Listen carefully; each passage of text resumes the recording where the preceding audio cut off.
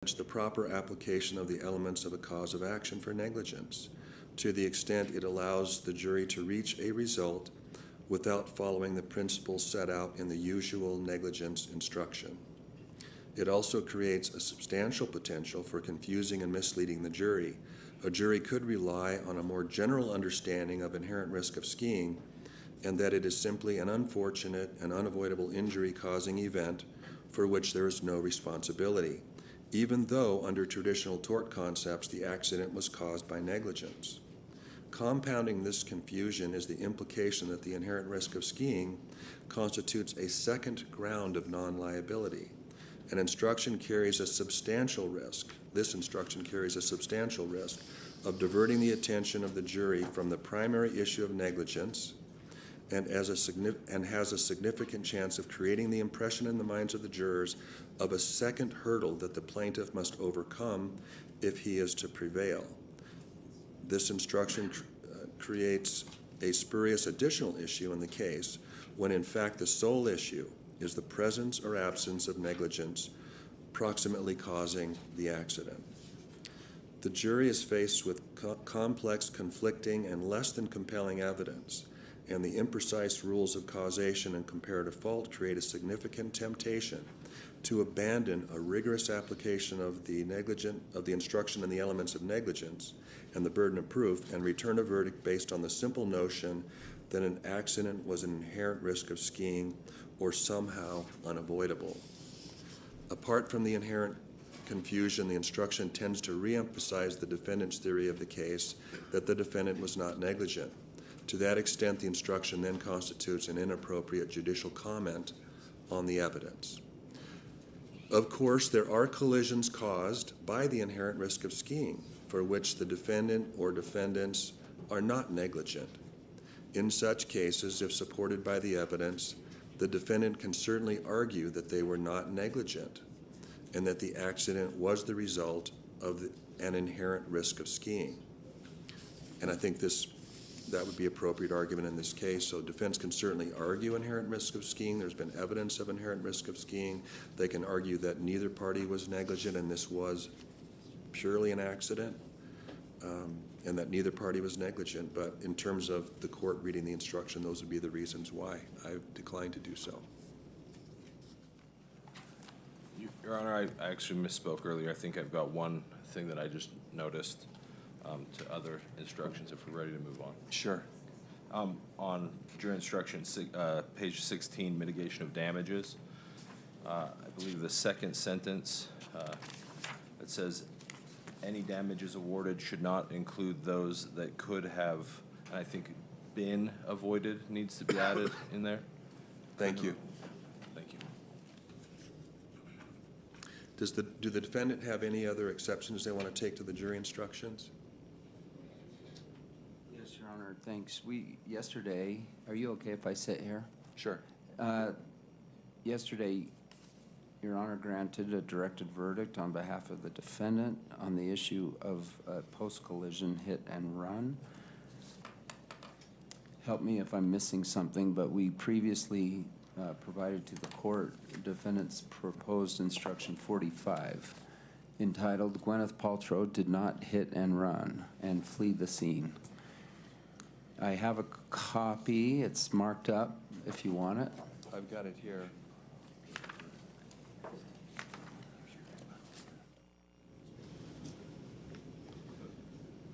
Your Honor, I think the denial of the directed verdict it doesn't use the word hit and run, and what we talked about yesterday was post-impact or post-crash conduct is still relevant to the... Yeah, the failure to render aid portion of the ordinance is still being read. It's the failure to give a phone address and contact information that was directed out. So if you have an instruction that relates to that, I'd be glad to consider that. And it also included Dr. Goldstein's testimony. That was also the basis to demonstrate the availability of the post-crash actions or events. So do you have So, another yeah, instruction that's more closely tailored? I think the first sentence of the two sentences. So Your Honor chose to split the issue, and this is the heading. So the first sentence is what we want. I have already determined that Gwyneth Paltrow did not hit and run and acted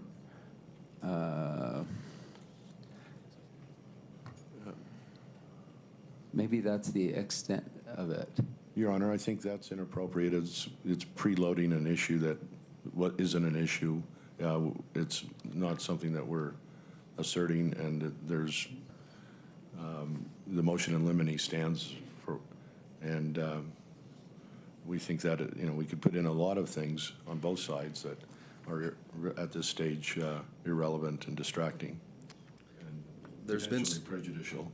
There's been evidence as well as argument, opening statement and cross-examination implying that the defendant left the scene without giving, in violation of some ordinance or some requirement that she give her contact information. So what I could read is that I have already determined that Gwyneth Paltrow did not leave the scene of the accident without giving her contact information. Thank you. That's reasonable, Your Honor.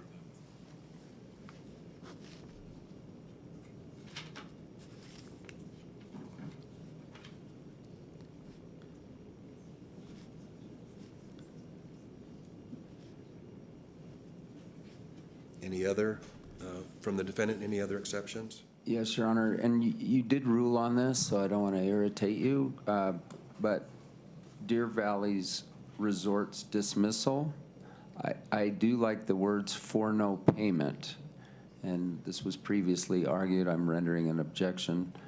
I always Okay. get a kick out of this idea. It's so obvious we don't have to say it. Well, then why don't we just say it? That's noted. I mean, the instruction's already been read. It's in the opening instructions. Any others?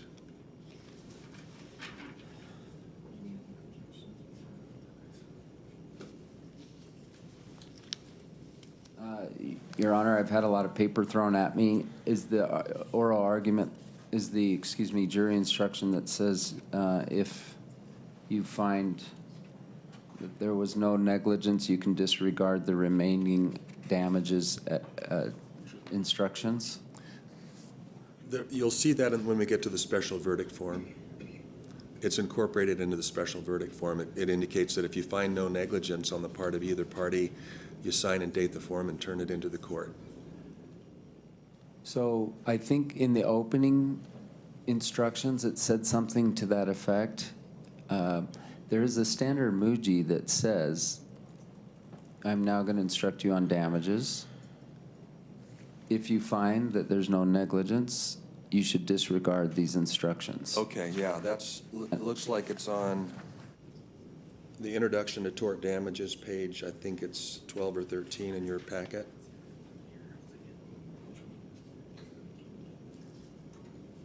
Thank you. No other comments. Okay. Turning to the special verdict form, I realize you just got my version of it. Have you had a chance to decide whether this meets your needs? Your Honor, I took this from the Florida claim, counterclaim verdict form. I took the concepts here. Your Honor, oh, you printed it. Sorry, I was looking on my email. I see. Thank you. Did you get that, Mr. Bueller? yes, we did, and we're just wondering if before closing argument, we could get another copy, because two counsel, I think. Sure. Yeah. I just wanted to, there's one change that I think I might need to address with you whenever you're ready, and then we'll have to print out new copies. Okay, I don't need the copies. So I thought what we want them to do. This is a second exact copy. Thank you, Charlie.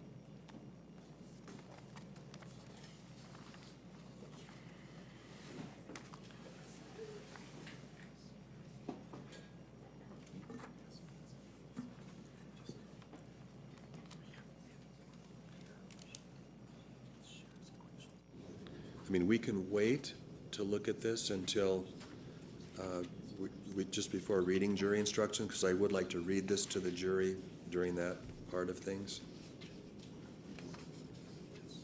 if you're not quite ready.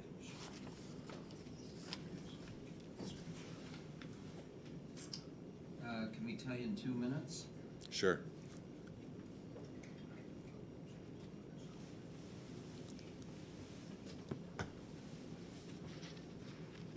The one, I can tell you when you're ready, it's the one change that I see. What side you're on? It's 2/3 of the way down on page 2. When you get to the bottom of the comparative fault questions, there's that separate section. Just above the damages line, it says, if Terry Sanderson's fault is 50% or more, rather than proceed to question 9, because that one's already filled in, I suggest that we just say, sign and date the form and turn it into the court. Does that still address our counterclaim? Yep.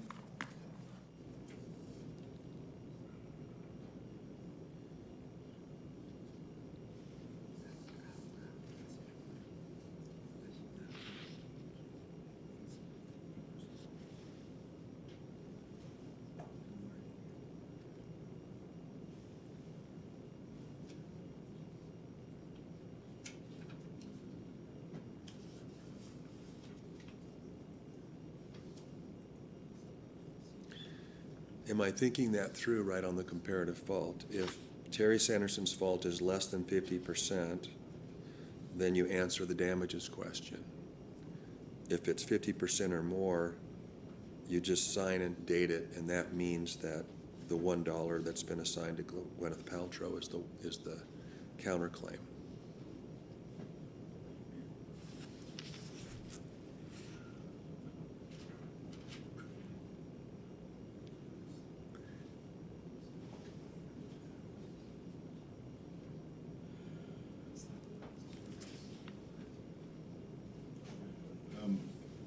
Your Honor, it doesn't necessarily mean that if Terry's fault is 50% or more, that the defendant's doesn't have 50% or more either. Or,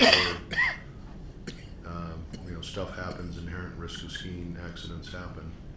The jury could deny awarding the $1 to Ms. Paltrow. So. Well, if they put 50-50 on the comparative fault questions, Yeah, then it would then work. there would be no recovery for either side, right? Right, but there's the possibility of, I guess they'd have to do that exactly, but if there's this other, is that what we're thinking, co-counsel? Pete? In other words, I guess what I'm saying is I think there's enough information in these answers to help us to create a judgment based on any scenario that they come up with. I think that's acceptable, Your Honor. Make note of that change. It seems like that to me, Your Honor, as well, but I just want to make sure that Sometimes a flow chart's helpful. Yeah, that's true. It'd be nice if one of the questions, or it's important, obviously, that one of the questions allows them to connect Terry Sanderson's fault to the, say that it caused Ms. Paltrow's damages. And do you see that as covered by comparative fault questions? Because number 4 just asks whether his fault is a cause of his own harm, not of Ms. Paltrow's harm. So I just want to make sure that causation I see that. question I see is that. addressed. Should 4 read just like 2, counsel? That was my thought, and then the comparative fault questions address whether Terry Sanderson's fault caused his own harm, or to what extent. In other words, if a party's fault caused the other party's harm, is that sufficient? Or do we need another question, or does that question need to be modified to say, was a party's fault a cause of their own and the other person's harm, the other party's harm. How would you like that to read? Number four. I'm fine with it, just, with us redrafting 4 to read like question 2. Right, and then any self-harm is captured by the comparative fault questions. That seems reasonable. That seems reasonable to us too, Your Honor. Okay. So the question 4 will read now, was Terry Sanderson's fault a cause of Gwyneth Paltrow's harm?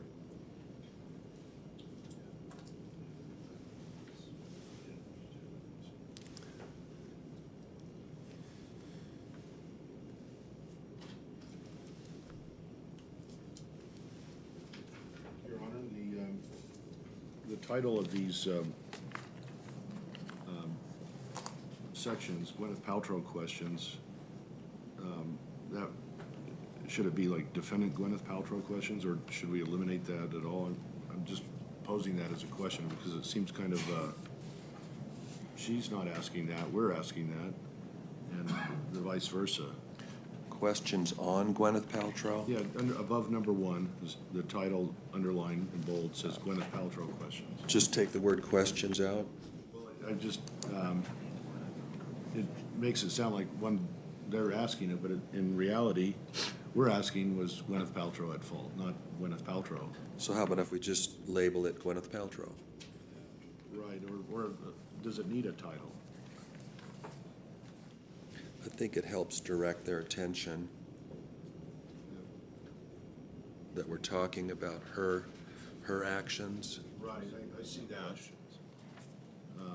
Just eliminate the word questions on each of the headings? Yeah. Let's do that.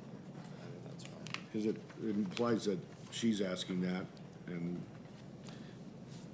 And I can also delete it under comparative fault, and we'll just call it comparative fault. yeah, I think that makes more sense.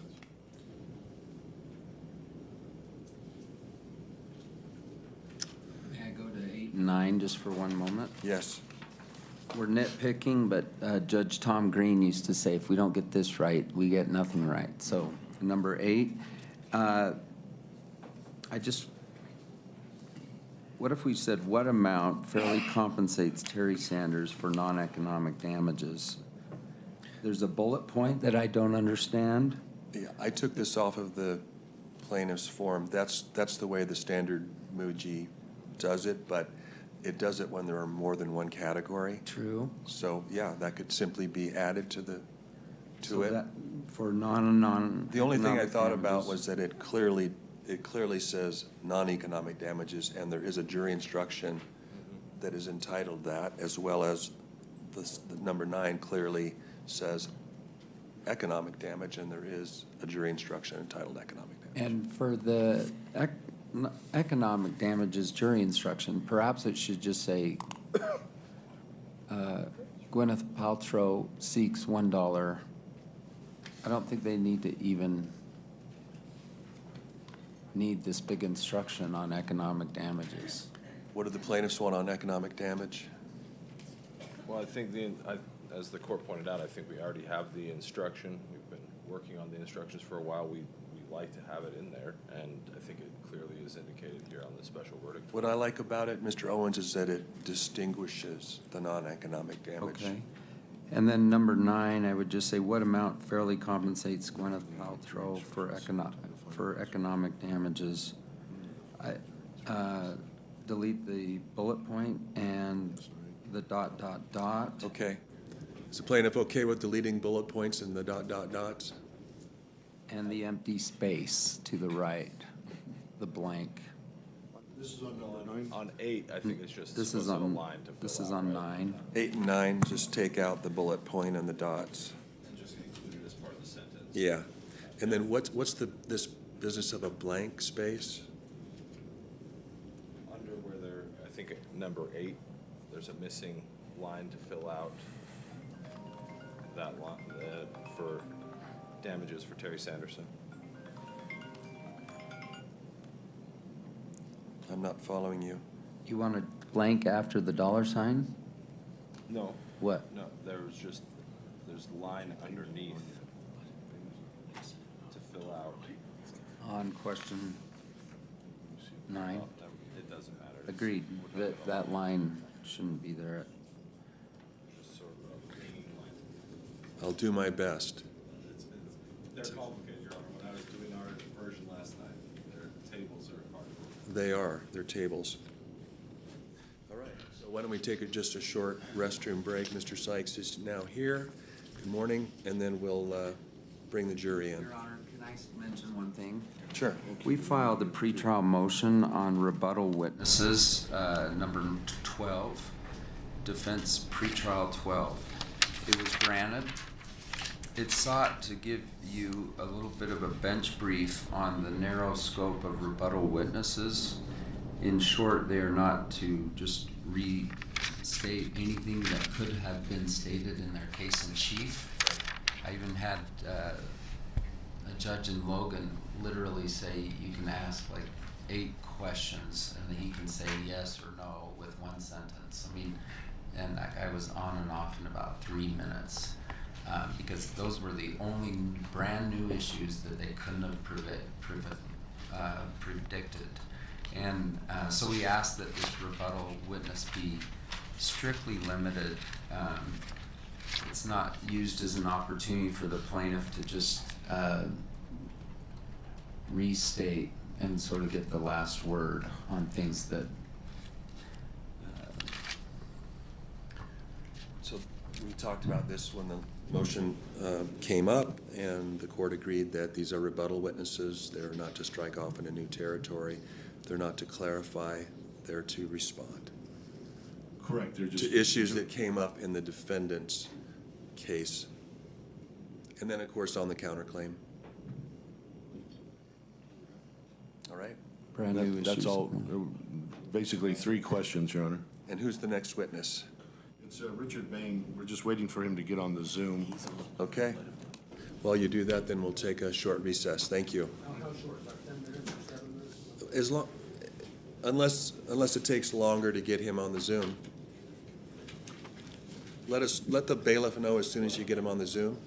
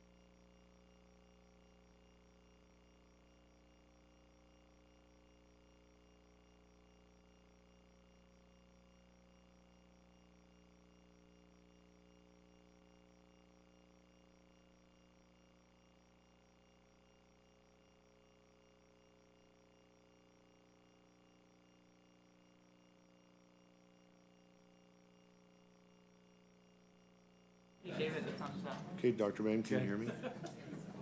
I'm not instructing you.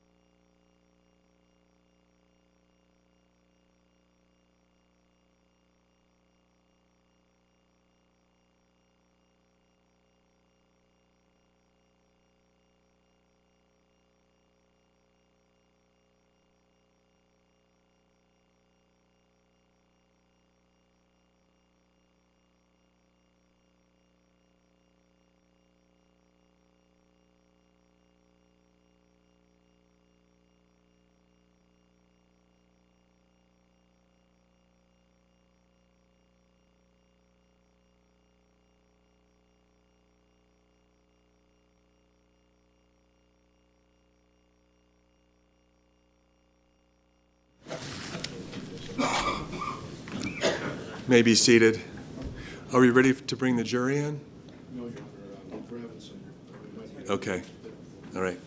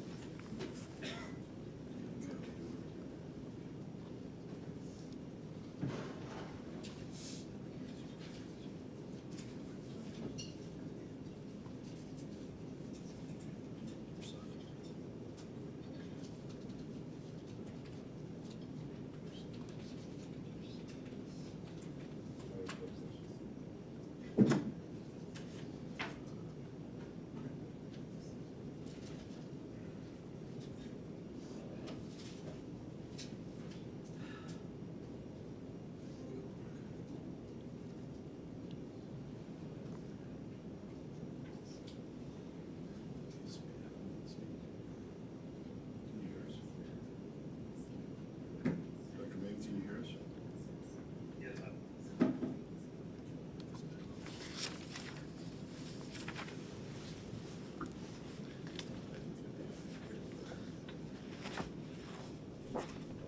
Dr. Brayton, would you mind speaking to us for just 1 second? How are you guys? Doing well, thanks.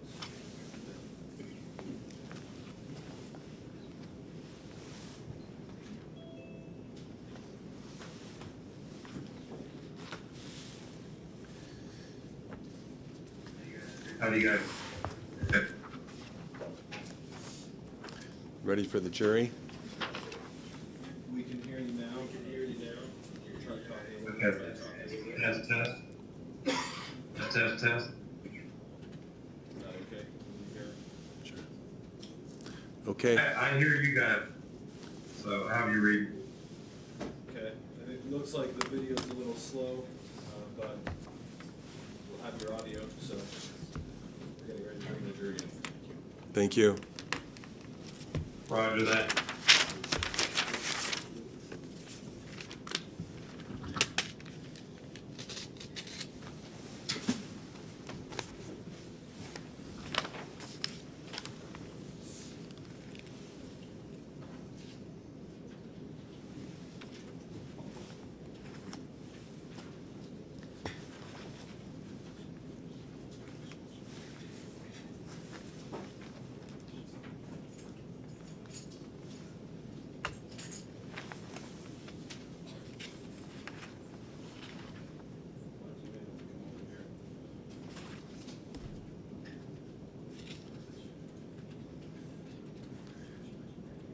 Say, would counsel approach the bench?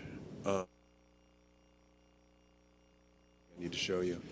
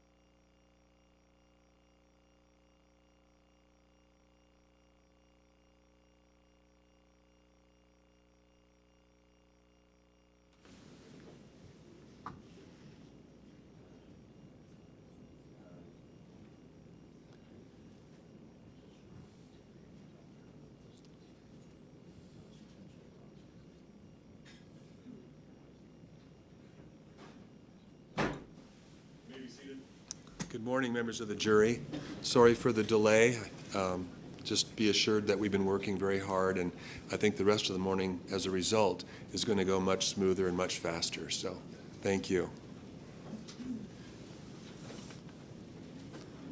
Mr. Bueller? Plaintiff Terry Sanderson calls Dr. Richard Boehm on rebuttal. Mr. Boehm, I'm not sure if you can see me. This is Judge Holmberg speaking. If you could please raise your right hand to be sworn in as a witness. Good Honor, I do not see you. I just see my. Do you swear that the testimony you are about to give in the case now before the court will be the truth, the whole truth, and nothing but the truth, so help you God? I do, reporter. Once again, Dr. Boehm, if you could state your full name and spell it, please. It's Richard Boehm, spelled B-O.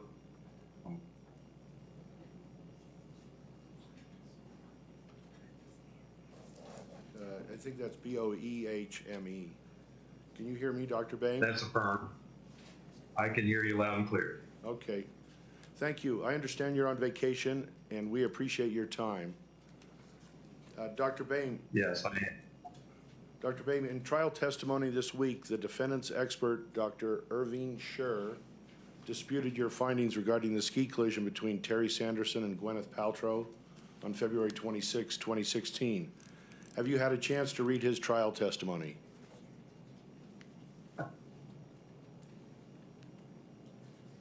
Did you say something?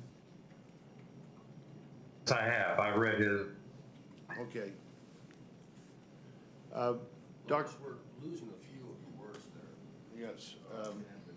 So maybe Dr. Boehm, if you would start off your speech with something that will then kick in the audio so so here's my answer, something like that before you answer. Roger that. Okay. Dr. Scher suggests that you made an error in your calculations. How would you respond to his suggestion? Here is my answer. Dr. Scher mischaracterized my analysis, which led to his analysis being misleading and incorrect. Okay. Could you explain that in more detail, what the analysis is that you want to correct? Sure. Well, Dr. Scher first wrote up the impact force formulas, and he labeled one of them wrong and one of them correct. And both of them are wrong. And why? First of all, the equation F equals 1/2 mv squared over d, where he substituted 1/2 AT squared or 1/2 AT and then AT in the parentheses for velocity. You can't do that without solving for time or t first. Basically what you have from a mathematical standpoint, you have force and time, which you don't know. So you have two unknowns in one equation. So basically the equation is unsolvable. So you have to first solve for time. And you guys have there. So if you go over to the first one where you have x equals x0 plus v0t plus 1/2 AT squared, you have to know the height at which Mr. Sanderson fell to the ground. Dr. Boehm, could you share your screen and show us your calculation? Let's see if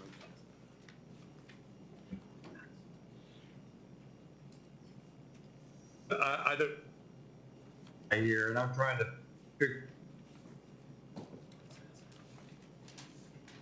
have it. Let's pull it up. Over here.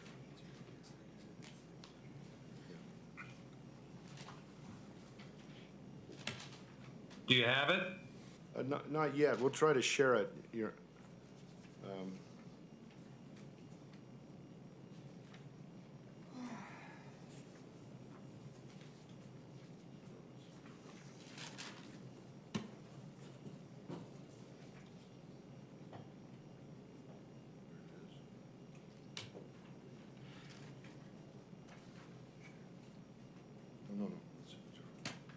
See that better?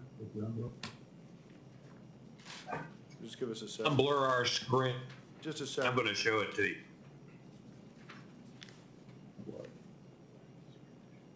All right.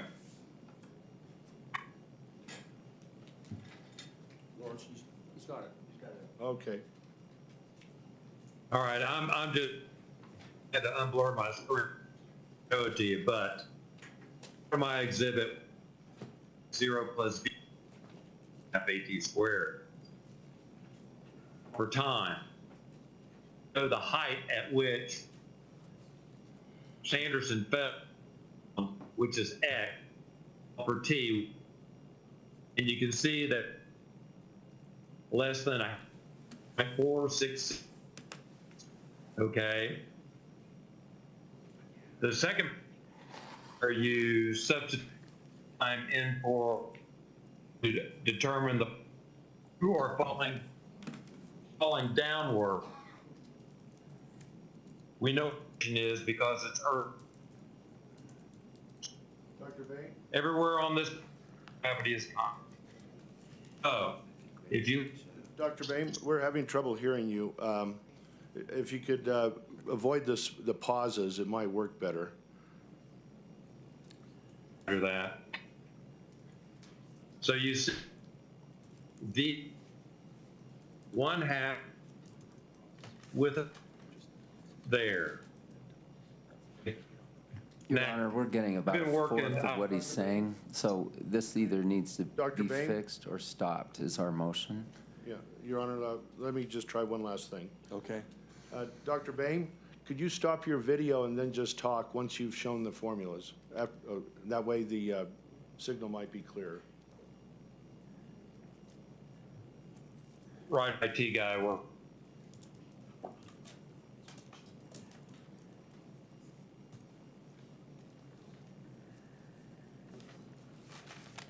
Now,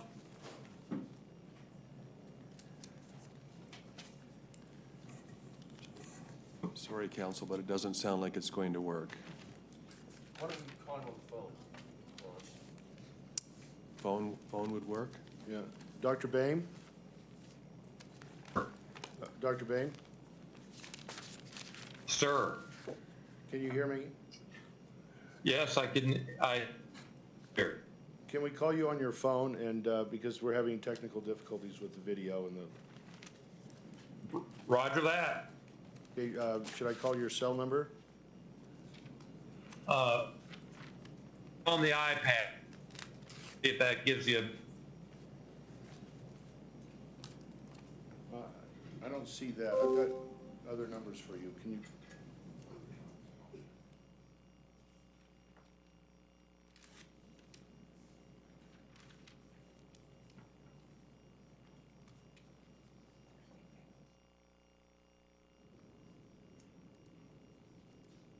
Can I call your cell number? Well, I guess he's okay.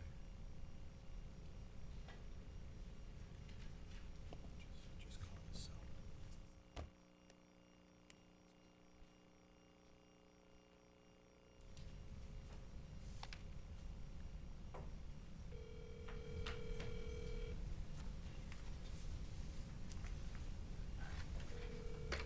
We have the board removed from the jury's view.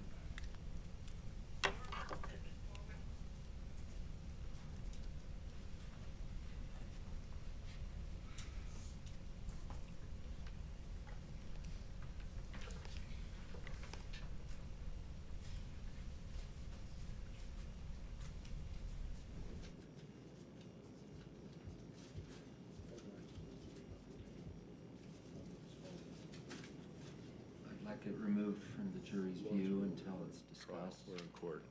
We're trying to talk to him on the phone during the trial. What number should I call?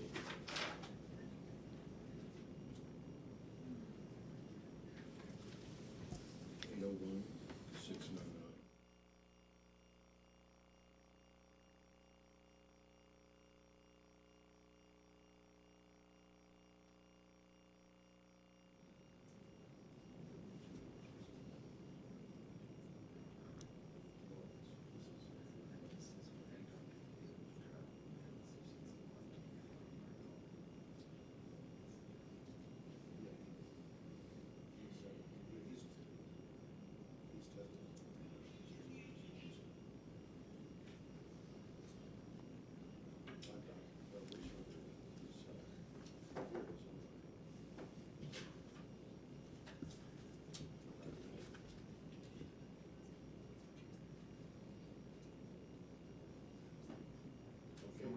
time frame on this?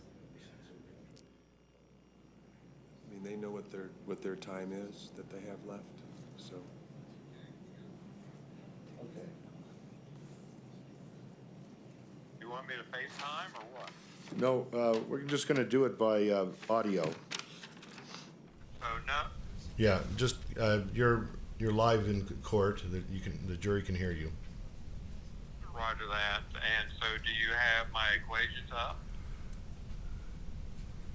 Are those the equations?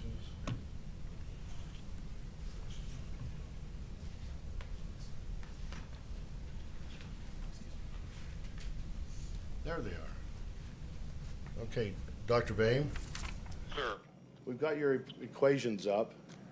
Okay, so do you have the sheet where it starts off with x equals x0 plus v0t and so on? Yes. Okay, perfect. All right, so as I was saying, should I continue, sir? Yes, please. Roger that. So in order to make the equation work, you have to solve for time, which is t. Oh.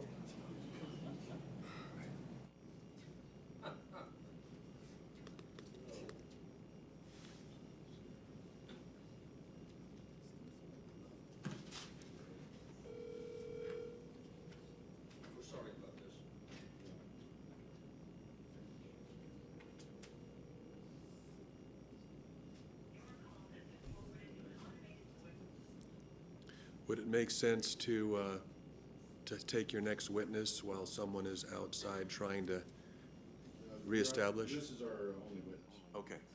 And, Your Honor, may we approach for one moment? I'm seeing a potential problem. I guess I could just bring it out while they're calling. I was prepared in cross to maybe show Dr. Bames some documents or even draw some things. I wasn't sure whether I'd get into that, but depending on what I hear, I was going to do that. I know I don't have a ton of time, and maybe I decide not to, but this obviously makes it so I can't do that, which is a problem. If I decided that I wanted both to. parties are going to be hamstrung on this, so why don't we take it as it comes?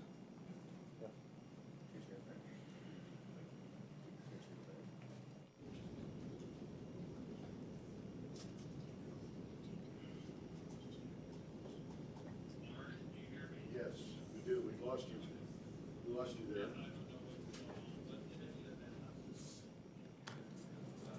Just look at the phone to see if we're still connected. But in any event, once you get the time, 0.466 seconds, that's the time it takes to free fall from a specific height, x, which is measured on Mr. Sanderson, which is 3.5 feet to his ribs. And then you substitute t into the equation velocity equals 1/2 at squared. In this case, typically for free fall equation, it's v equals at.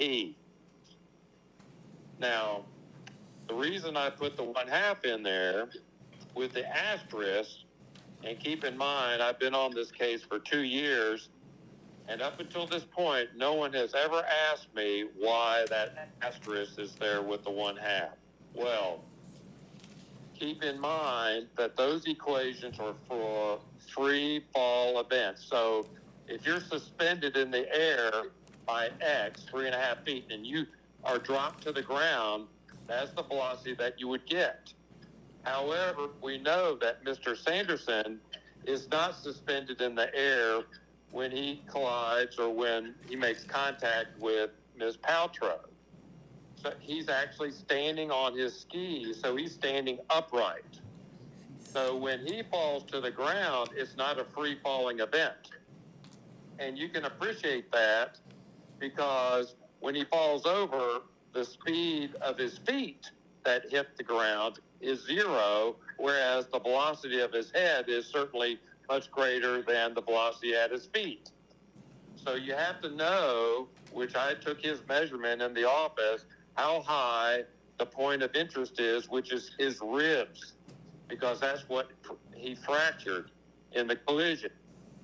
So once you do that, you substitute the 1/2 AT squared asterisk into and that turns out to be 2.29 meters per second. And you put that into the impact formula, and then you obtain what the impact force is. So the equation should be written Fi, impact force, equals 1/2 in parentheses V sub t asterisk all squared, and then over d, the distance through which the energy is transferred from the ground to his ribs, which I measured in the office. So you have to know those quantities and understand that this is not a free falling event. So that's the big difference here. And once you have the 2.29 meters per second and you substitute that in, and you just use Mr. Sanderson's weight as the mass in that equation, you realize that there is not enough impact force to fracture those ribs.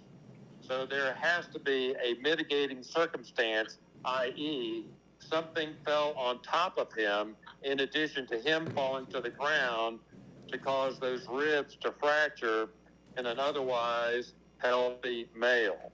And so when you do the calculation, the object, and typically to fracture ribs on the lateral side, which is where he fractured his ribs, takes about 4,000 newtons, thereabouts, plus or minus 400 newtons, 4,000 newtons plus or minus 400 newtons to fracture those ribs.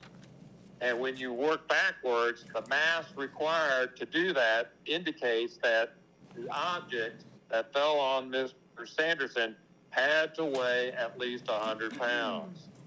So based on what I know about this case, any human that weighs greater than 100 pounds falling on Mr. Sanderson onto his right side, fracturing those ribs, would qualify as a traumatic event from an impact force calculation standpoint. Now, so once you understand that, then you start to consider other possible scenarios as to, is there any other way he could have fractured those ribs? The only other way he could have, if you consider him striking Miss Paltrow from behind, is that if he were to do that, he would have to generate a rotational force on him and Miss Paltrow, resulting in him falling on the ground and Miss Paltrow falling on top of him. Okay? Now, keep in mind, as I already calculated, you look up there, it took less than half a second to fall to the ground. And so for him to ski into Miss Paltrow and then rotate 180 degrees to the ground in less than a half a second requires a rotation rate of greater than 400 degrees per second. Now, Olympic divers, that is, when they do their twisted and turnings on their competition dives, don't generate any greater than 400 degrees per second on their dives. And then when you take into consideration Newton's first and third laws, you know, Miss Paltrow is certainly not twisting and turning if she's struck from behind. So in order for her to rotate around with Mr. Sanderson has to, according to Newton's first and third laws, grab her and then take her to the ground in a twisting fashion where she lands on top of him. Now, Olympic swimmers, if they were to grab a 100-pound weight or more and try to do those rotations, that's just not going to happen because the center of gravity is too far away from the moment or the inertial point for rotation. So that's probably not going to happen. But let's hypothesize that this did in fact happen, which is highly unlikely. If Miss Paltrow landed on Mr. Sanderson and he landed on his back, that means she landed on his chest. And if that were to happen, the ribs would not fracture on the lateral aspect of his chest, as we see in the medical records. So we know, based on that, and the low probability of the rotational or the angular velocity, that did not happen. So that only leaves one possible scenario to satisfy Newtonian physics, the Mr. Sanderson's measurements, and his medical records, and that means that he was struck from behind, went down onto his right side, made contact with the ground with his elbow. The energy was transferred into his ribs that fractured the ribs.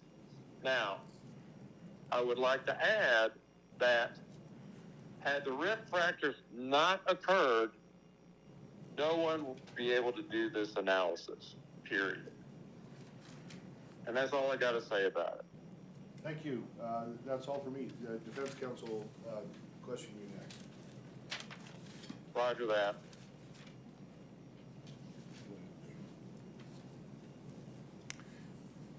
Mr. Egan?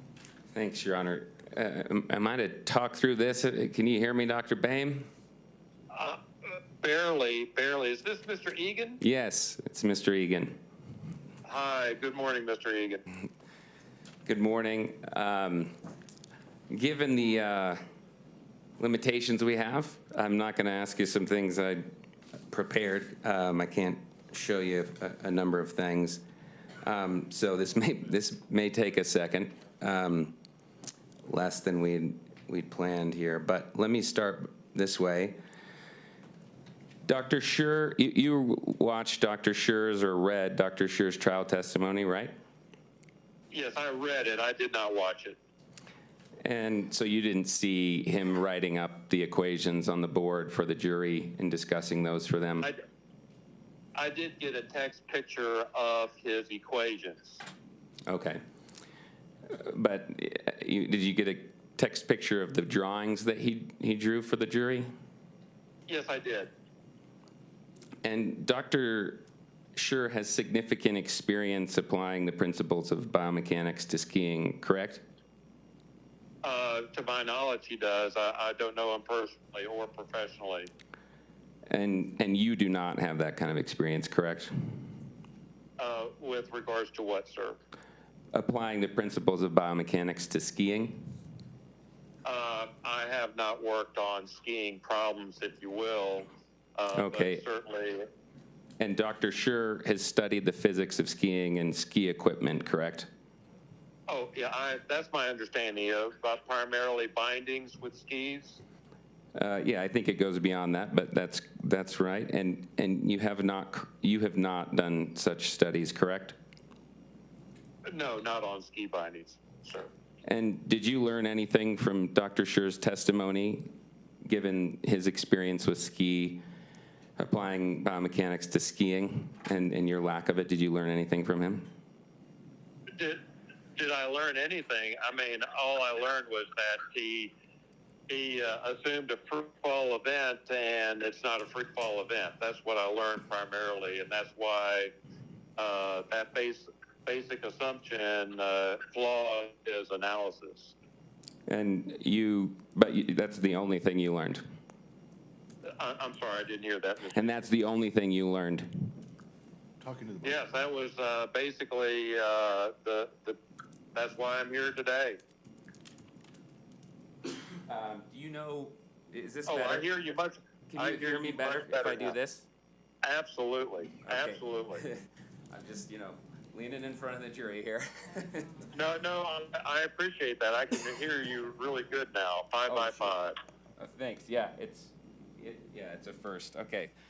So, do you know anything about DIN settings? Those are the settings that dictate when ski bindings release. No, I do not know anything about that. So I haven't skied in 40 years. Right. Okay. And also that means you wouldn't know how much force it would have taken to release Mr. Sanderson's boots from his skis, correct? I did not calculate that. Not just that you didn't calculate it. You don't even know what force it would require. Is that right? No, that is correct. It's not required for my analysis. Okay.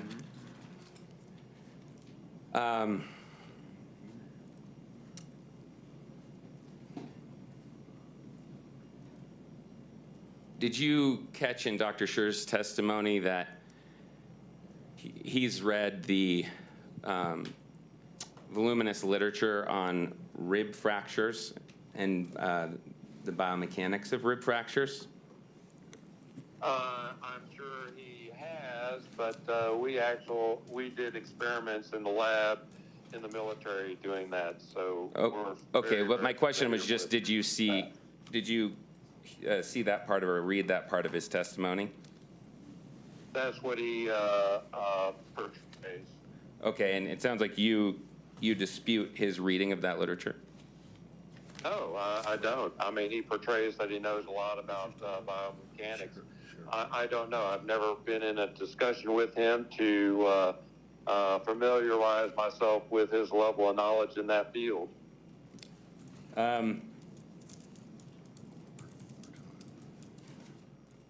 You said earlier that part of Dr. Scher's mistake in your mind is that he didn't acknowledge that he didn't solve for T. Is that what you said? Well, that's one of them.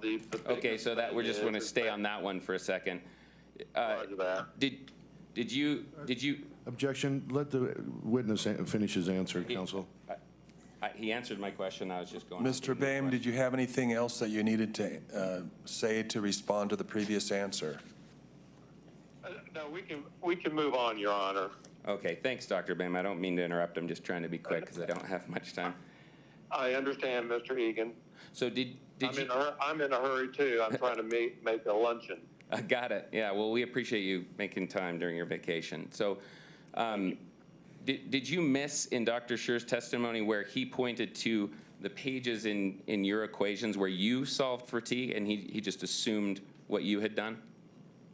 Right. I mean, basically, he did an analysis or a critique, I might add, on my analysis. I don't see where he calculated it himself. Right. He was just working off yours, just assuming what you had done and then doing his own calculations. Right. That is correct. Okay. Thanks. That's all the questions I have. Thanks. All right. Thank you, Mr. Egan. Appreciate it. Mr. Bueller?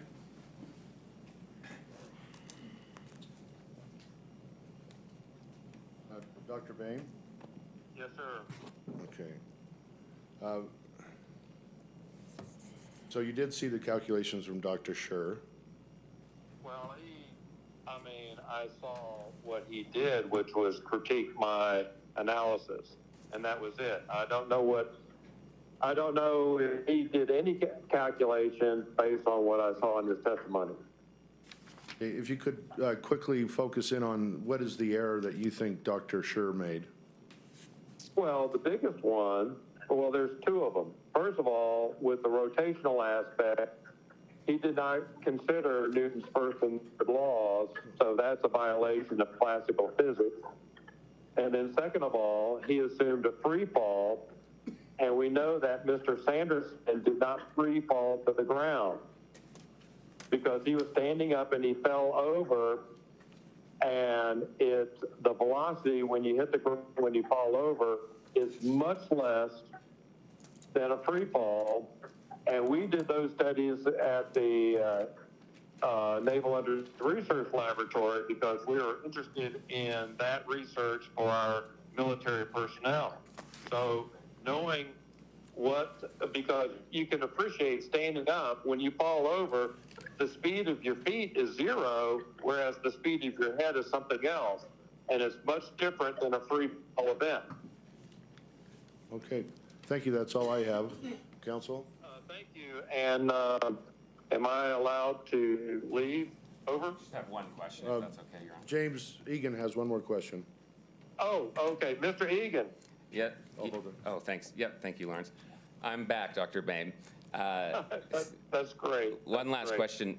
You were talking about free fall. Do you recall the testimony from Mr. Sanderson that he went airborne during the accident? I don't recall that. Okay, thank you. You're welcome. Anything else? Just one question. Is it possible for for Terry Sanderson to have gone airborne when his skis were on the snow?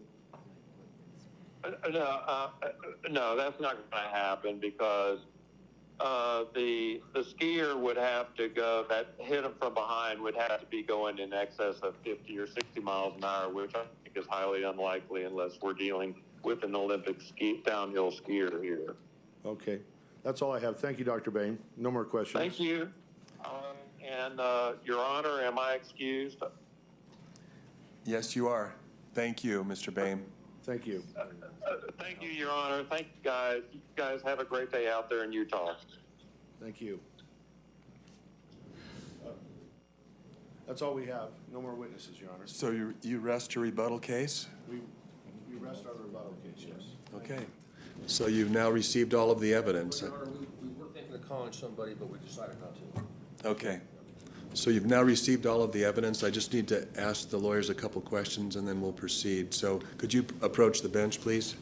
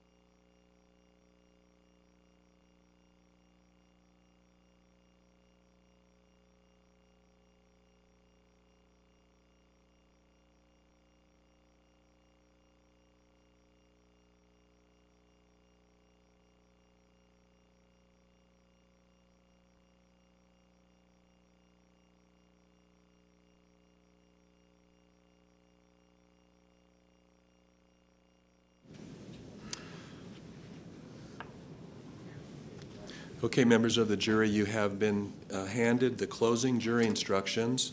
There's one more document you'll get before the parties argue, but we're gonna give that to you right after the break. I'm gonna read through these and then we'll take a short break.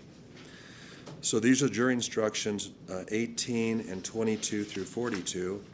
If you turn to page 2, and you can make notes on these if you'd like. So page 2 is jury instruction number 18, which has already been read to you, most of it, as modified, because I did modify it during the trial, and I read it to you during the trial as it stated right here. So now you've got the complete 18, the modified 18. Turning then to jury instruction 22, which was also read to you during the trial on limited purpose evidence. Turning then to 23, a closing roadmap. Members of the jury, you have now received all of the evidence. 3 things remain to be done. First, I will give you additional instructions that you will follow in deciding this case. Second, the lawyers will give their closing arguments. The plaintiff will go first, then the defendant, then the plaintiff may give a rebuttal. Finally, you will go to the jury room to decide the case. In the jury room, you will have two main duties as jurors. First, you will decide from the evidence what the facts are. You may draw all reasonable inferences from that evidence. Second, you will take the law I give you in the instructions, apply it to the facts, and reach a verdict. Instruction 24, closing arguments. When the lawyers give their closing arguments, keep in mind that they are advocating their views of the case. What they say during their closing arguments is not evidence. If the lawyers say anything about the evidence that conflicts with what you remember, you are to rely on your memory of the evidence. If they say anything about the law that conflicts with these instructions, you are to rely on these instructions. Counsel, could you remove that easel? It's kind of blocking my view of the jury. Number 25.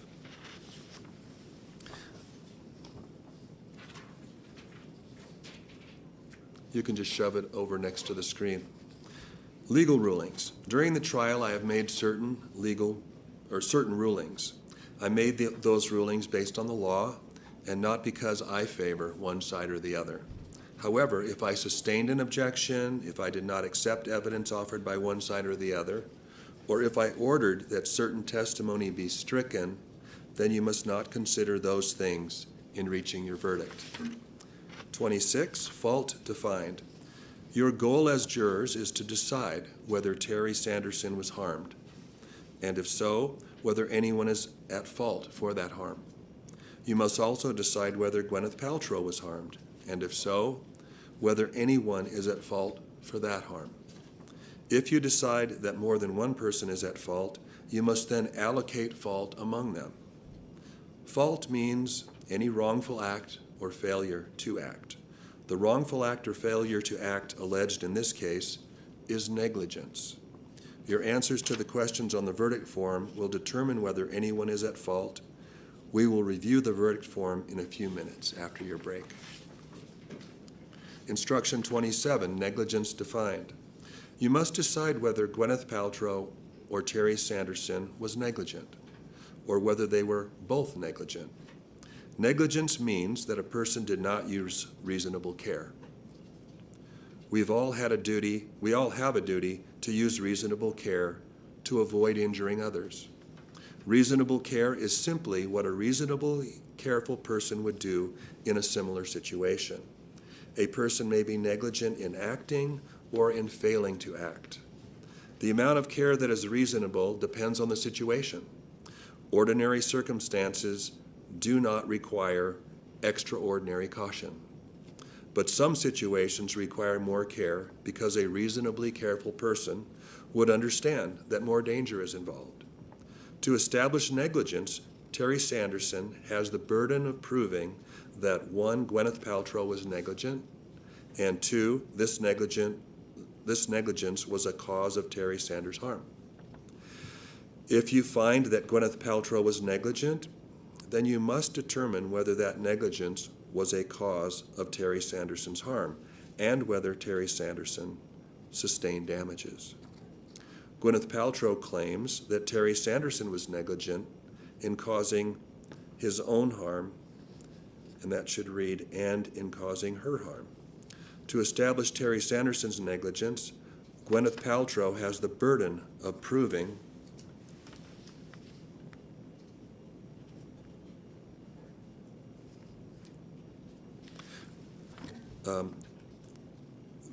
Gwyneth Paltrow has the burden of proving that 1, Terry Sanderson was negligent, and 2, that this negligence was a cause of Terry Sanders' harm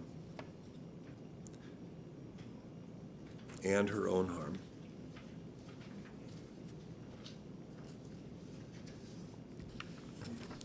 I'll send in a corrected instruction 27. If you find that Terry Sanderson was negligent, then you must determine whether his negligence was a cause of his own harm and Ms. Paltrow's harm, and whether Paltrow sustained damages. Instruction 28, allocation of fault. If you decide that more than one person is at fault, you must decide each person's percentage of fault that caused the harm you determine was suffered in this case.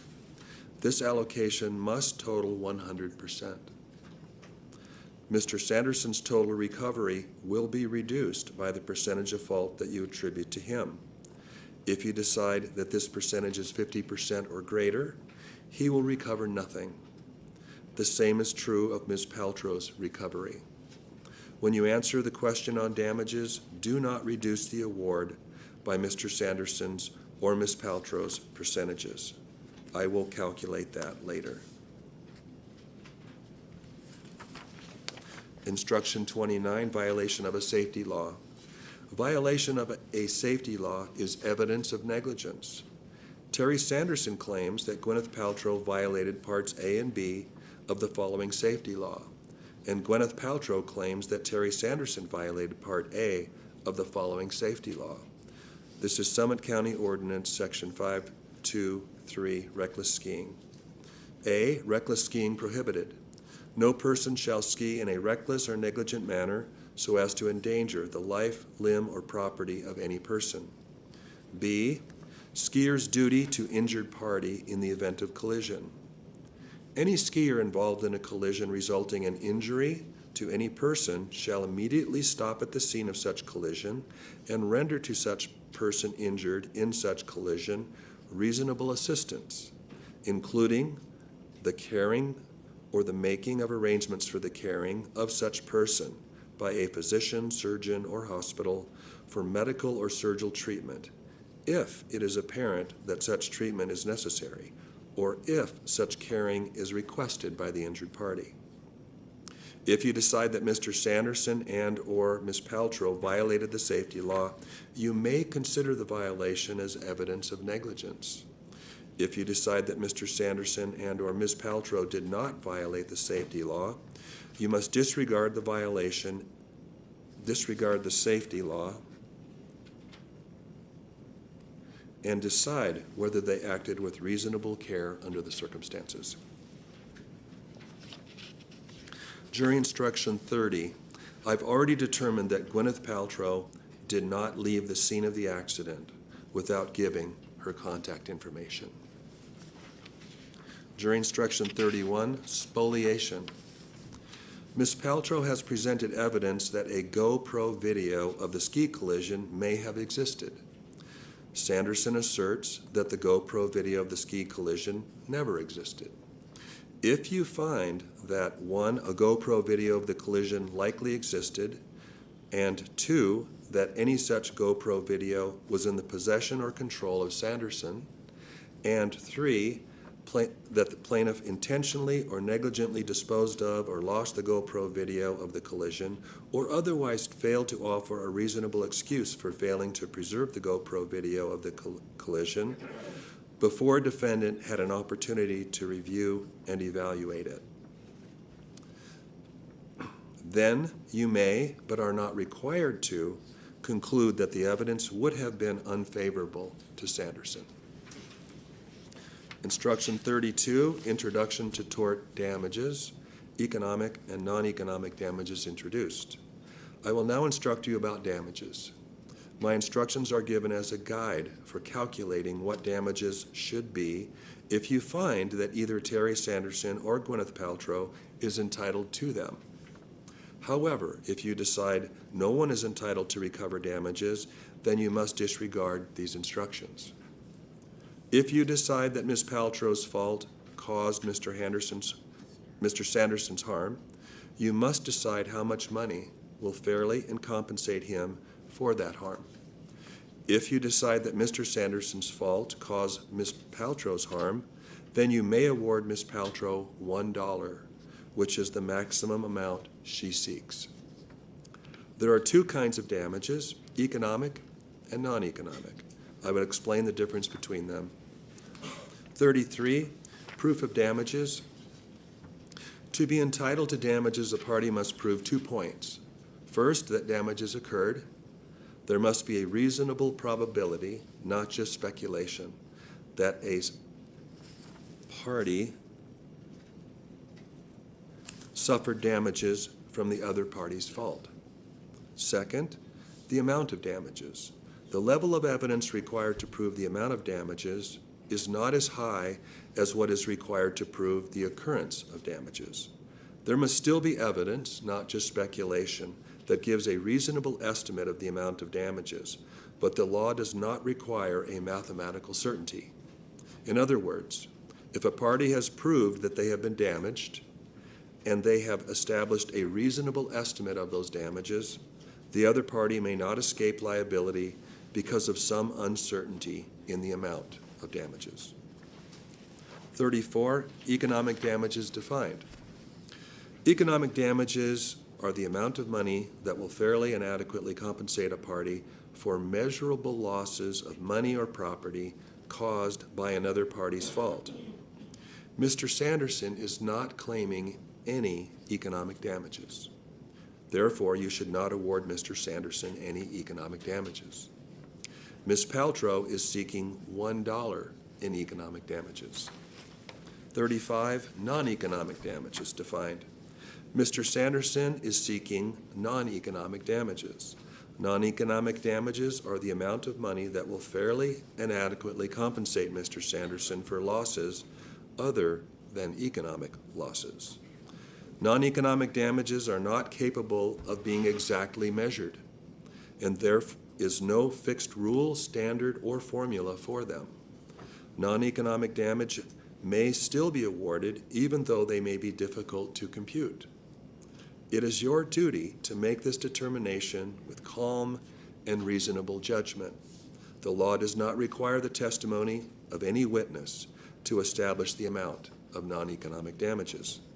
In awarding non-economic damages, among the things that you may consider are 1, the nature and extent of injuries, 2, the pain and suffering, both mental and physical, 3, the extent to which Mr. Sanderson has been prevented from pursuing his ordinary affairs, 4, the degree and character of any disfigurement, 5, the extent to which Mr. Sanderson has been limited in the enjoyment of life, and 6, whether the consequences of these injuries are likely to continue and for how long. While you may not award damages based on speculation, the law requires only that the evidence provide a reasonable basis for assessing the damages, but does not require a mathematical certainty. I will now instruct you on particular items of economic and non-economic damages presented in this case. Instruction 36, pre-existing conditions. Terry Sanderson is alleged to have had physical, emotional, or mental conditions before the time of the ski collision. He is not entitled to recover damages for those conditions. However, he is entitled to recover damages for any aggravation of the conditions caused by Gwyneth Paltrow's fault, even if those conditions made him more vulnerable to physical or emotional harm than the average person. This is true even if another person may not have suffered any harm from the event at all. Gwyneth Paltrow has the burden to prove what portion of the alleged harm is the result of pre-existing conditions. If you are unable to make such an apportionment, then you must conclude that all damages, if any, you find were suffered by Mr. Sanderson were caused by Ms. Paltrow. 37, mitigation of damages. Each party had a duty to exercise reasonable diligence and ordinary care to minimize the damages caused by the other's fault. Any damages award should not include those that could have been avoided by taking reasonable steps. Terry Sanderson has the burden to prove that Gwyneth Paltrow could have minimized her damages but failed to do so. Gwyneth Paltrow has the burden to prove that Terry Sanderson could have minimized his damages but failed to do so. If a party made reasonable efforts to minimize damages, then your award to that party should include the amounts that he or she reasonably incurred to minimize them. Your Honor, my memory is that jury instruction 38 was stricken by both parties yesterday. Okay. Is that your amendment? It wasn't. It was not. It was not stricken. I apologize. Please proceed. Okay, 38, collateral source payments. You shall award damages in an amount that fully compensates Terry Sanderson. Do not speculate on or consider any other possible sources of benefit Terry Sanderson may have received. After you have received your verdict, I will make whatever adjustments may be appropriate. 39, four-person selection and duties and jury deliberations. Among the first things you should do when you go to the jury room to deliberate is to appoint someone to serve as the jury foreperson.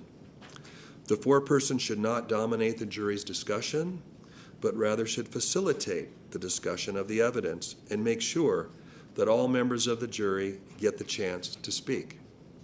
The foreperson's opinions should be given the same weight as those of other members of the jury. Once the jury has reached a verdict, the foreperson is responsible for filling out and signing the verdict form on behalf of the entire jury. In the jury room, discuss the evidence and speak your minds with each other. Open discussion should help you reach an agreement on a verdict. Listen carefully and respectfully to each other's views and keep an open mind about what others have to say. I recommend that you not commit yourself to a particular verdict before discussing all the evidence. Try to reach an agreement, but only if you can do so honestly and in good conscience. If there is a difference of opinion about the evidence or the verdict, do not hesitate to change your mind if you become convinced that your position is wrong. On the other hand, do not give up your honestly held views about the evidence simply to agree on a verdict, to give in to pressure from other jurors, or just to get the case over with. In the end, your vote must be your own. In reaching your verdict, you may not use methods of chance, such as drawing straws or flipping a coin. The verdict must reflect your individual, careful, and conscientious judgment. Instruction 40, do not resort to chance. When you deliberate, do not flip a coin, draw straws, choose opinions at random, or use other methods of chance. Instead, you must weigh the evidence carefully and come to a decision that is supported by the evidence. If you decide that a party is entitled to recover damages, you must then agree upon the amount of money to award that party. Each of you should state your own independent judgment on what the amount should be. You must thoughtfully consider the amount suggested, evaluate them according to these instructions and the evidence, and reach an agreement on the amount. You must not agree in advance to average the estimates. Instruction 41, agreement on special verdict. After the break, I'm going to give you a form called the special verdict that contains several questions and instructions. You must answer the questions based on the instructions and the evidence that you have seen and heard during this trial. Because this is not a criminal case, your verdict does not have to be unanimous. At least 6 jurors must agree on the answer to each question, but they do not have to be the same 6 jurors on each question. As soon as 6 or more of you agree on the answer to all of the required questions, the foreperson should sign and date the verdict form and tell the bailiff that you have finished. The bailiff will escort you back to this courtroom. You should bring the completed special verdict form with you. And then jury instruction 42 I'll read to you at the end of the trial. So that completes these instructions. I wonder if you could write your names on the top of that, because as you noticed, I did make some changes to a few of the instructions as we went along, and I'll have the bailiff insert the new and take out the old, if you could do that, the new instructions, before they're given back to you. Yes? Are names and numbers or just names? Pardon me? Names and numbers or just names? On the verdict form, the foreperson will write their number and their name when they sign it. And there's only be one signature on it, which would be the foreperson.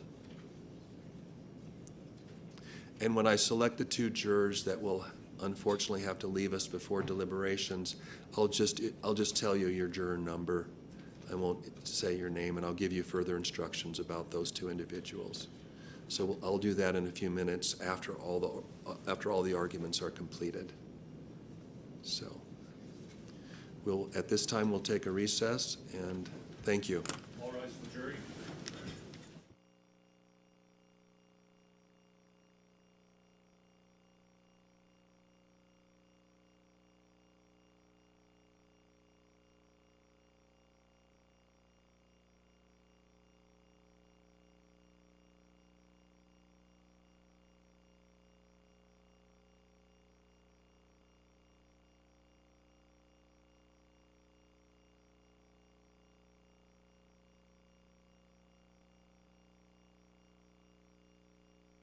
Defendants? No, I would like to get a hard copy of the special verdict form, just so I can read it one more time. We've got some issues with the verdict form. I wonder if you could come into chambers and we could kind of go through that. Thank you. And then can Peter Jensen have the defense binder index, and certainly one of the plaintiff's lawyers is welcome to be present to do the final swap out with the new index. He's Sure. not adding one thing, he's deducting. And is that something we need to do before closings? No. He could do it at the moment they're discharged to deliberate. Normally, Sure. well, if you want to get those into evidence, I suggest you try as soon as possible. Well, I do move to admit the new index, all those documents on the new index, which they have. Any objection? Are there any objections to the index to defendant's trial Plaintiff's exhibits? lawyer? All of the exhibits being received? So that's Okay. on the new index, and now he just needs to make the changes, including blacking out Mr. Sanderson's Contact information? contact information. Social Security, birth date? Address is the one that's Address. most common. Okay. All right, so take a quick break and then have the bailiff bring you back to my chambers on the special verdict form. Thank you.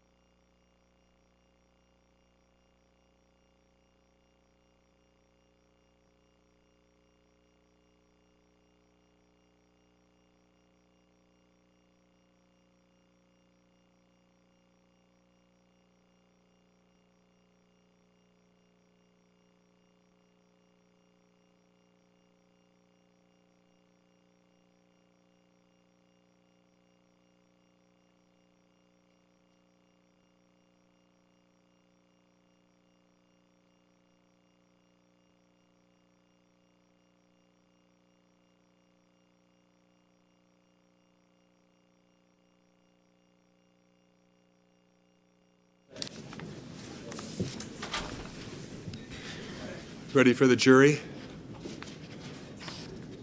Yes. Yes.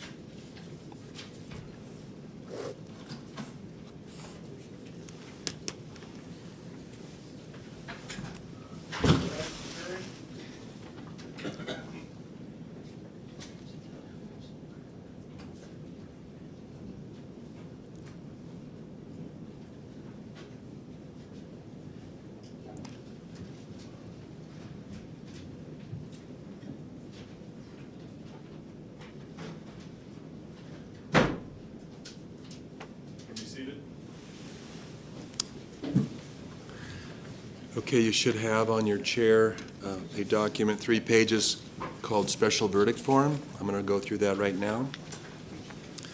Members of the jury, please answer the following questions in the order that they are presented.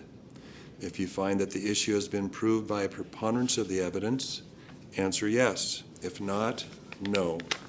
At least 6 jurors must agree on the answer to all of the required questions, but they need not be the same 6 on each question. When 6 or more of you have agreed on the answer to each question that is required to be answered, your foreperson should sign and date the form and advise the bailiff that you have reached a verdict. Gwyneth Paltrow, question 1. Was Gwyneth Paltrow at fault? Yes or no? If you answer yes, go to question 2. If you answer no, go to question 3 below. Question number 2, was Gwyneth Paltrow's fault a cause of Terry Sanderson's harm? Yes or no? Regardless of your answer, go to question 3. Terry Sanderson, question 3. Was Terry Sanderson at fault? If you answer yes or no. If you answer yes, go to question 4. If you answer no, go to question 5 below. 4, was Terry Sanderson's fault a cause of Gwyneth Paltrow's harm? Yes or no?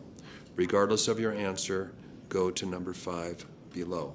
Number 5, if your answers to question 1 and 3 are both no, you should not proceed further except to date and sign this verdict form and return it to the courtroom.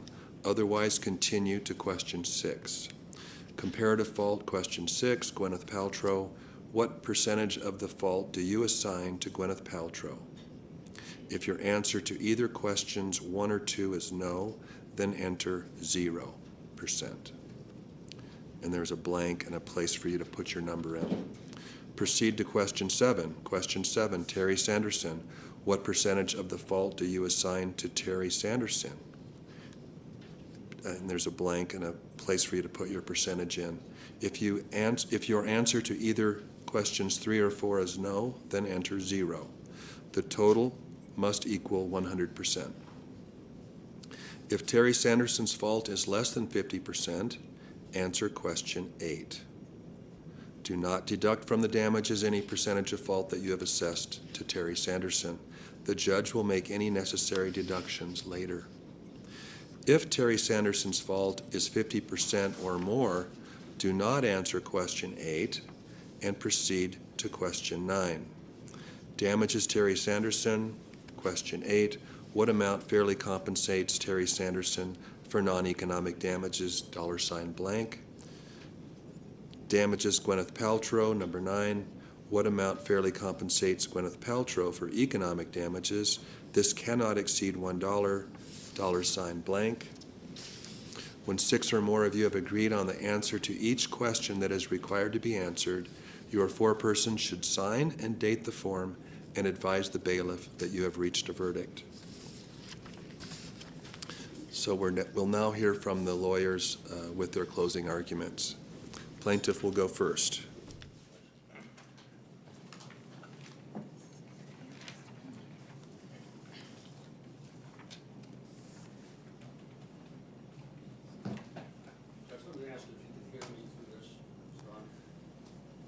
We'll check with the expert here.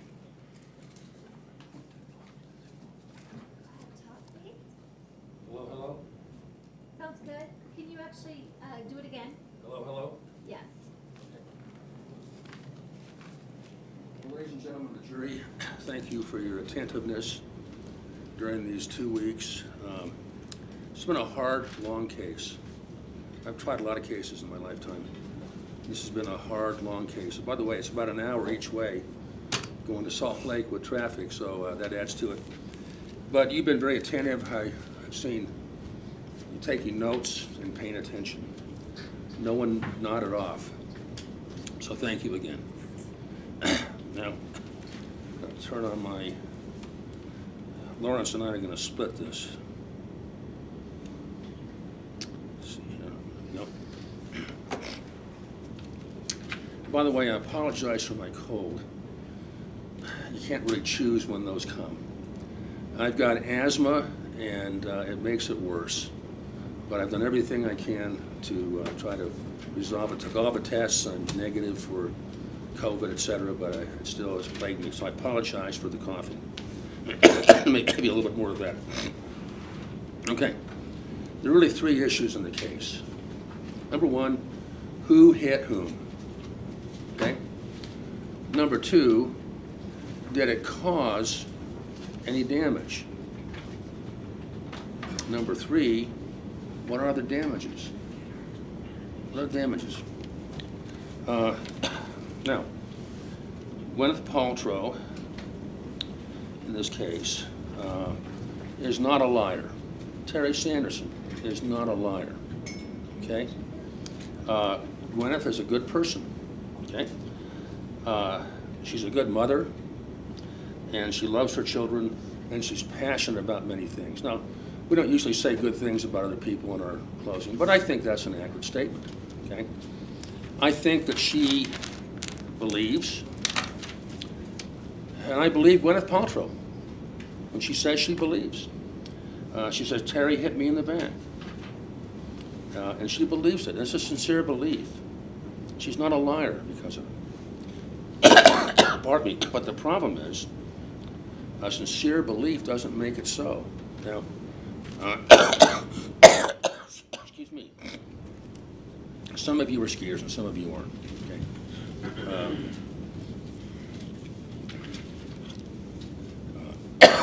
Pardon me. When you're involved in a ski crash, it can be very confusing. I don't care who hit whom. You know, it can be very confusing. So I think she sincerely believes that she got hit in the back. The problem is, you have to make a decision based on the evidence that you've heard here. Okay, on the evidence. Now, let me tell you, to illustrate this, about something that happened to me about 1.5 years ago. Okay. We live in downtown Salt Lake, and we use that Costco, or shop at that Costco, on 17th South and 3rd West. Some of you have probably been there. It's the largest one in the world. Okay. We are having a hard time hearing, I'm sorry. Yeah, Mr. Six, where's the microphone for that? Is it on your chest? Yeah. Maybe it's not turned on. Oh, I'm picking it up, but it is just so faint in the room. Says on. I know, I mean, I'm picking it up just fine on for the record, but no one else can Let me hear try to you. use that one. Well, maybe put it higher on your pen. Let's see here.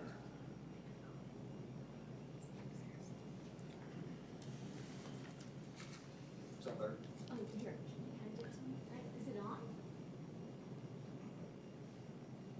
Testing? Okay.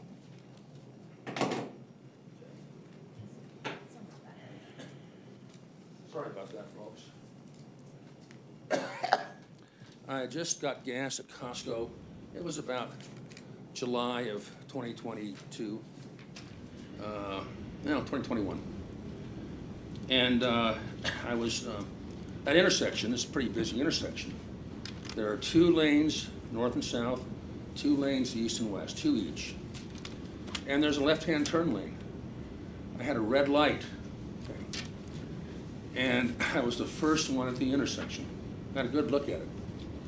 I looked in my rear view mirror on my left side, and there's a green arrow for each direction going east and west, turning south and turning north. You understand that?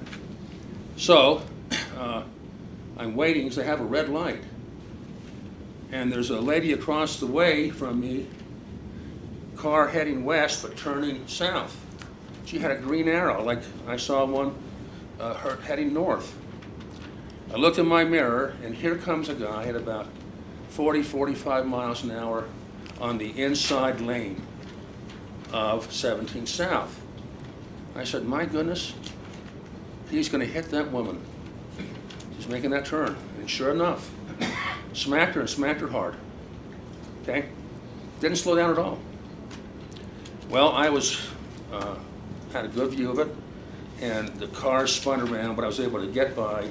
There's a Maverick on the southeast corner of the intersection. Okay? I pulled in there, ran to her car, and asked her, are you okay? Like everybody does. She said, yeah, I think so. I didn't think she was, looking at her. But she said she was okay. Okay? So I ran over to the other guy. I was the first one there. Some people were beginning to stop. And the guy that ran the red light said, are you okay? He said, yeah, I think so. I said, well, why'd you run the red light? You know what his answer was? I didn't. It was green. Well, I wasn't going to sit there and argue with a guy like that, under those circumstances. But he said it was green. So when the police came a couple minutes later, and you got to be careful as an attorney, I gave them my card, not to get the case. You know, you can't do that, it'd be unethical, but let people know who I was so they could call me. I gave the cop a card, and I gave each of the persons a card. And about several months later, I started getting calls from insurance adjusters wanting me to tell what happened. And I tell you that story because so often, people that are in these types of events have a totally different viewpoint. So we don't hold anything against Gwyneth for her viewpoint. It's sincerely expressed, but she's wrong based on the evidence, okay? And Terry's correct. Now, what's the evidence that Gwyneth hit Terry? Okay. Number one, and there's no particular order on this, but Terry's a strong skier, advanced intermediate. Mr. Christensen said he saw him going down the hill doing wide radius turns. That's side to side, all the way, back and forth. Now, on a beginner's run, that's highly unlikely for an advanced skier. You don't do that. You don't do that. There's too many people. And so that doesn't make sense. Number two, I'll call it the scream heard around the world. Okay? This is being broadcast everywhere, by the way. It's on court TV. I'm getting emails every day from Canada, Great Britain. There's a loud scream. Terry heard it. Loud scream. Craig Ramone heard it and looked over. Several other people heard it. Carrie Oakes said she heard it. Peter Christensen heard it, so it caused him to look over. It's before the impact. And you don't if you're the downhill skier, like Gwyneth claims she was, you don't scream at something you can't see. You don't. It's the uphill skier that's going to make that scream. And that was Gwyneth Paltrow. Distraction. Everybody here probably been a parent, most of you not, some of you maybe. But I've had my kids up there and they want me to watch them ski. And mommy wants to ski. Now Carrie Oakes said that, and that the deposition segment that you read said that 3 times, okay? 3 times. And that's important. Can we show Gwyneth's deposition up here?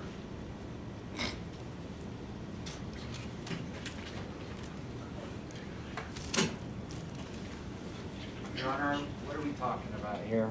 Mr. Sykes, is this deposition testimony that was read into court? Yes, exactly. And is it only deposition testimony that was read? Okay.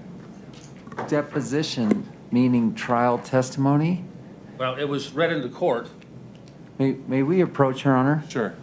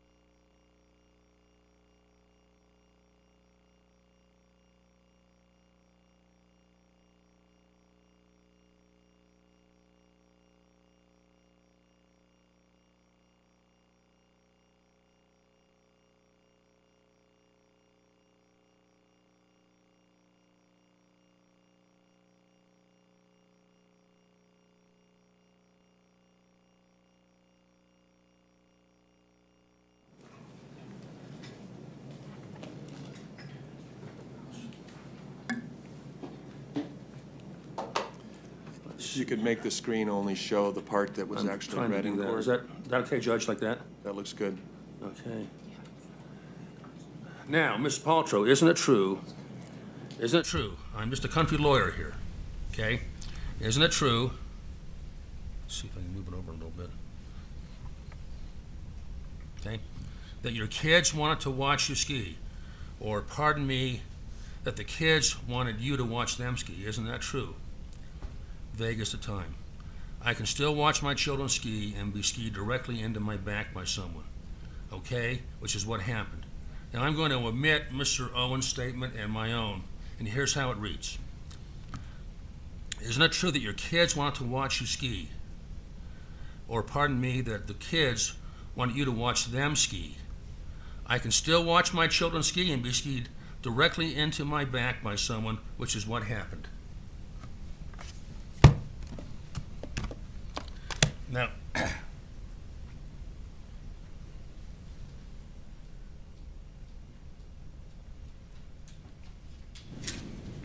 there's an eyewitness, and Craig Ramon. We thought about having him testify again today about those drawings, but we decided not to do it. But he saw the whole thing. He saw the impact. And he's the only one that saw it. That's a key piece of evidence. Now, who is Craig Ramon? He's an acquaintance of Terry. He's part of a meetup group. He's not close to Terry. They went to get garlic burgers twice, okay? He has no dog in the fight, ladies and gentlemen, no dog in the fight. He's independently wealthy. You can tell that by what he does. Your Honor, that's assumes facts not in evidence. Well, it's, Just a minute. Objection overruled. The jury will have to recall what the evidence was, and The evidence was, he sold his business, I don't know, 10 years ago, and all he does now is ski and travel and scuba dive, okay? He has no reason, no motive to falsify this, okay? Confirmation, those meetup emails that you saw. There was one of the last evidence, I think it was 44, was it? I won't go over it with you. But we printed that out, I think, Saturday or Monday. It gives you the number of days since it was entered. And you add those up, you go right back to February 26, 27, 28, around there. Strong evidence. Terry has repeatedly said to his medical providers that he was hit in the back over a period of years.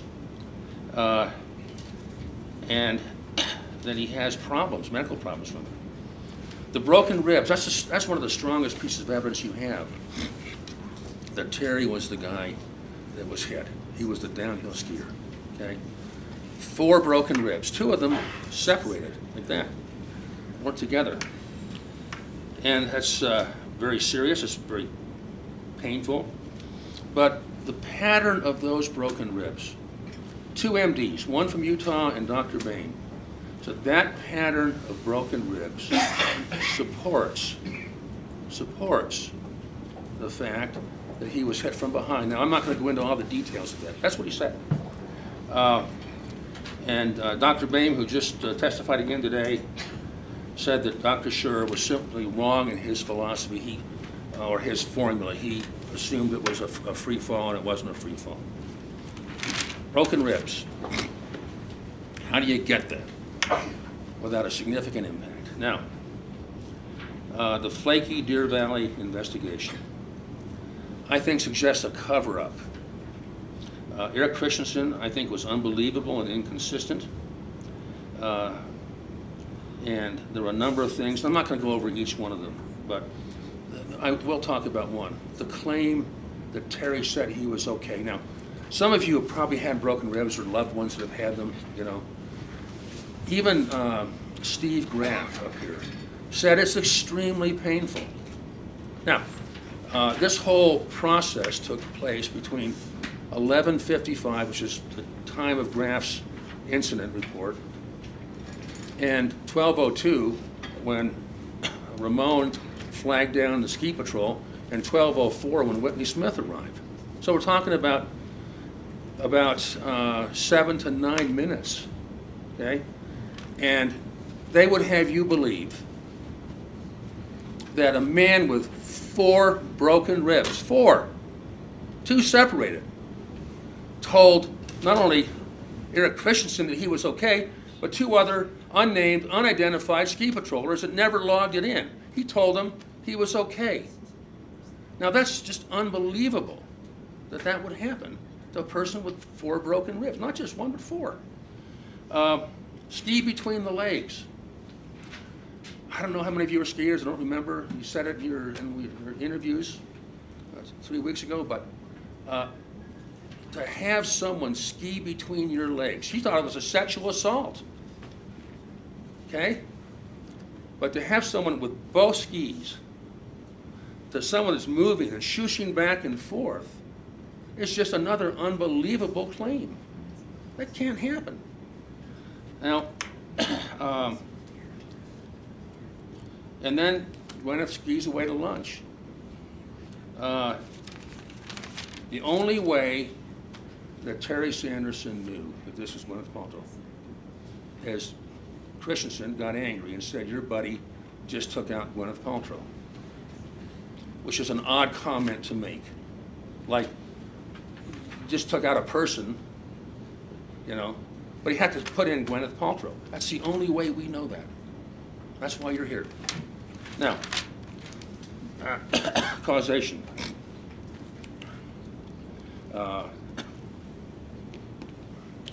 This event caused an injury. Well, I've already mentioned this. The impact was significant enough to break 4 ribs. You know, the impact in the fall. That is a significant impact. The location in the right front is where you would expect it under the circumstances. Loss of consciousness. It was only a few minutes, maybe 2, maybe 3. But there was a loss of consciousness widely reported in the medical records and that day. Widely reported. I mentioned the okay. I don't want to mention that again. So, it was significant enough at the time, the very first thing that anybody noticed was that Terry forgot how to ski. He was snow plowing down the hill, an advanced intermediate snow plowing down the hill. Think about that for a minute, you know? And Craig Ramon says, hey, Terry, you forgot how to ski. And that's when Craig Ramon said, I gotta flag someone down. So he did, and he told that person, he's got a head injury. That's the words he used, a head injury. Now, it took him 5 seconds, and Craig acted it out up here, 5 seconds to be able to tell him his name. He didn't know where he was at first. That's a significant impact. That's a concussion. Now, ski patrol flagged down at 12:02. Whitney Smith arrives. What a sweet person. And Terry's taken off the hill in a toboggan. Now, that's no fun, but it shows you something happened. She rides disoriented, rib pain, loss of consciousness. By the way, Alina Fong, who treats thousands and thousands and thousands of TBI victims, said loss of consciousness is not required. Okay, not required. Headache, and that day, I think at the clinic in Park City, dullness in the front of the head. And Whitney Smith said, go to the ER. And Dr. McMahon said, go to the ER. So the next several months, you have numerous symptoms of TBI that show up in the VA records. Cognitive, personality, social, and emotional. I could go through and show them to you, but you all saw them. But then, one of the most significant pieces of evidence here is a sudden and precipitous change in Terry Sanderson. Sudden and precipitous, okay? Now, I'm not talking about when he came home and Carlene, said he didn't want to be touched. He's got 4 broken ribs.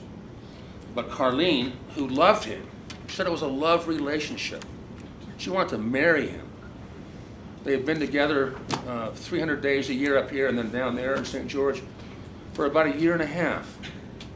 It's a long time to look at someone. She loved him. She traveled with him.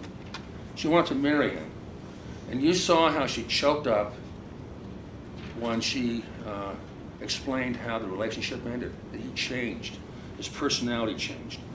Polly Gresham, Shay Hareth, same thing. Big changes. They didn't see him as often. So that sudden and precipitous change is a sign of brain injury. Diagnosis of concussion.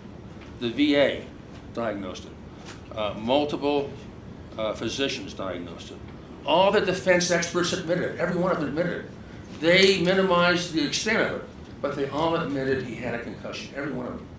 Every one of them. Dr. Gibby, Dr. Fong, Dr. Goldstein, Dr. Bing. The only question was severity and permanency. But every one of them, they didn't want to admit it, but they gave different numbers between 5 and 20% of people that get a concussion. It's permanent. They have permanent problems. 5 and 20% between that. Dr. Fong thinks it's higher than that even. Now, the physics. Dr. Boehm explained the physics, I think, second day of trial, and a little bit today. But he's a neurologist, but he's also a biomedical engineer. That's different than Dr. Scher. He's a biomechanical engineer. But Dr. Bain specializes in how force affects the body. Very highly respected in that field.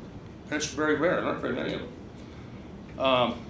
Terry talked about the loss of friendships. Mark Harath, good example. They were good buddies, went skiing, and didn't like him anymore. He talked about, excuse me, the woman that he was going to Europe with. Don't remember her name, you remember it, but she changed her mind at the last minute and had an empty seat. That's how Jenny got to go. The experience of his granddaughter, turning into her for how to tie a knot. Big changes. Craig Ramon said, Terry, after the accident, it seemed like he could talk to the wall for an hour and have a good conversation. Faking. Every witness you heard from the defense, admitted that Terry was not faking, malingering, exaggerating, or magnifying his symptoms. And Dr. Goldstein said there are tests embedded in his tests to find that.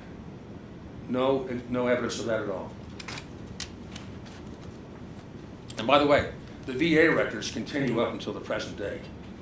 And they didn't show you any single VA record where that was ever suggested of this man. NPH. They suggested, that could just the normative, what is it called again? Normal pressure hydrocephalus. Normal pressure hydrocephalus. He's got it, but no symptoms. And it didn't change over about a 13-year period. 2009 to 2021. Dementia, they kind of implied that maybe he's got that, but when we cornered them on cross-examination, not a one of them said he had dementia. And there's no reference in these thousands of pages of records to any diagnosis. Degradation of imaging, okay? We have imaging, I think, from 2009 to 2021, and all the defense experts, plus our own, said there's no degradation on these imaging. He's got white matter abnormalities, probably half of us do. Nothing showed in there. No problems. No increase. You heard that just as recently as yesterday. Now, I'm going to say just a few more things here and turn some time over to my colleague, Lawrence Bueller. This is actually his case. He asked me to help.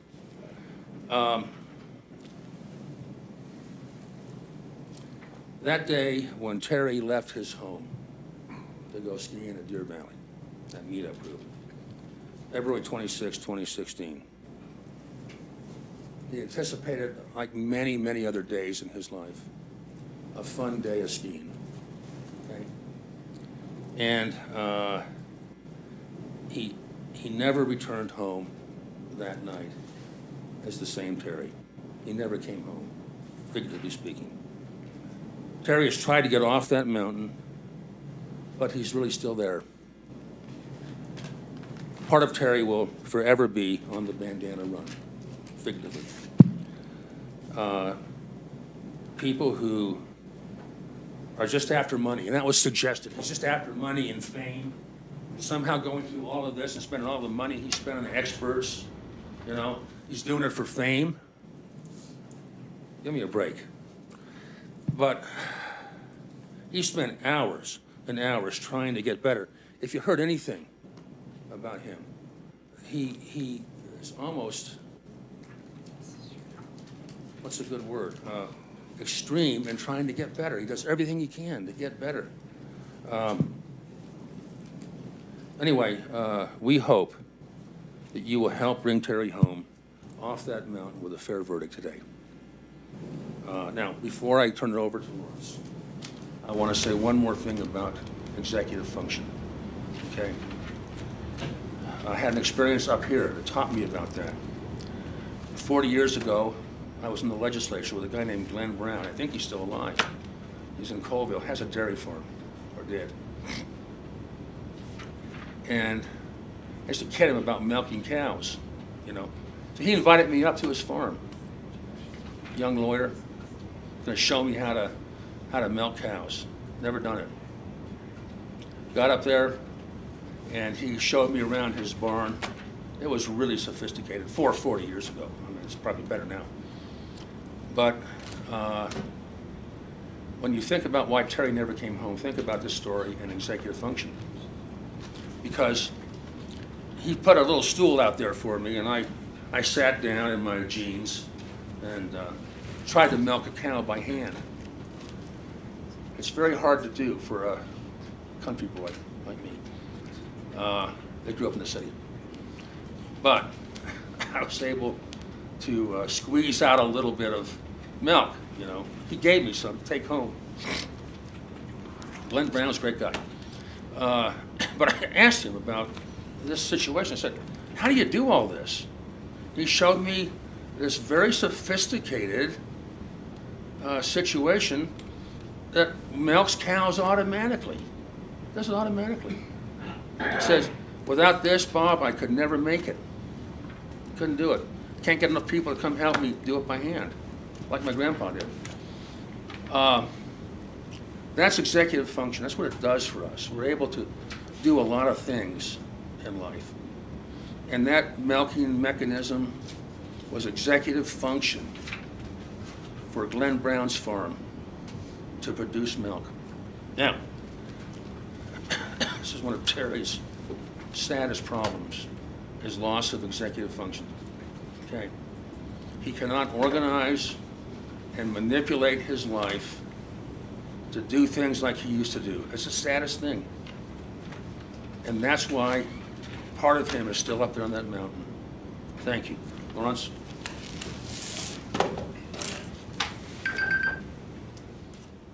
That's my signal to sit down. I may have a few more comments for you when he's done.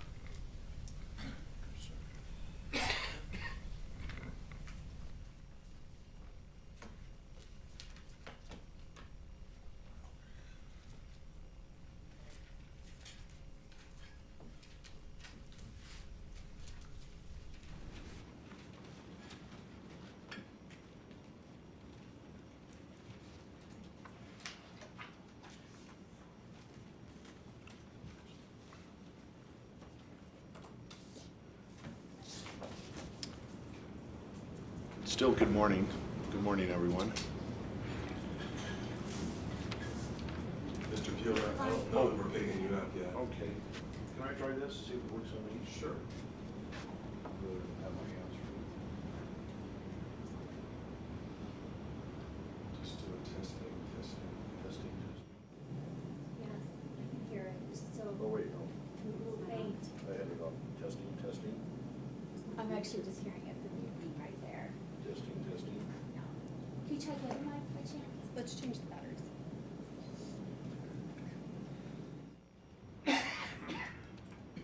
Been my lucky day in technology.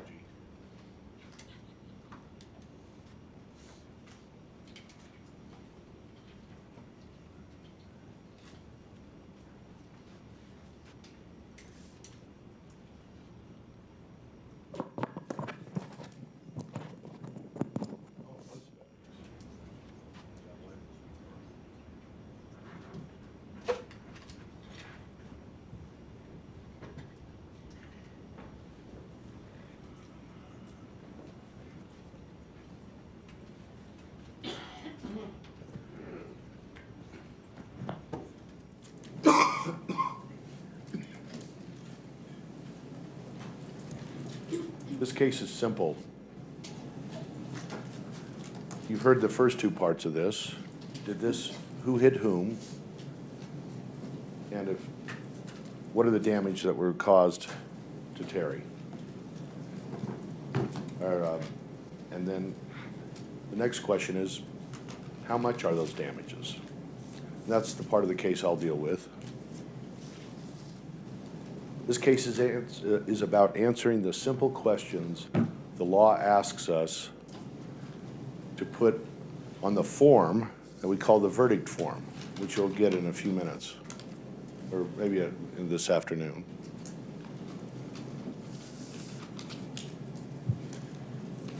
Verdict, that's an interesting word. It comes from Latin. It's actually two words. It means verus, truth, or dicta, or to tell, or told. So combined it means truth told. And that's what you're here for, is the truth told.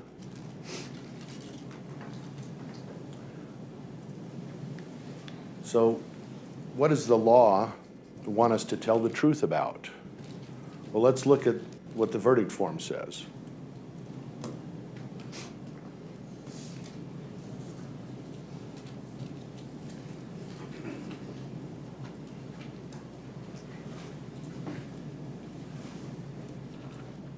The first question is,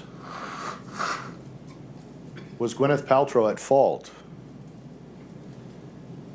As my colleague Bob Sykes said, the evidence is clear.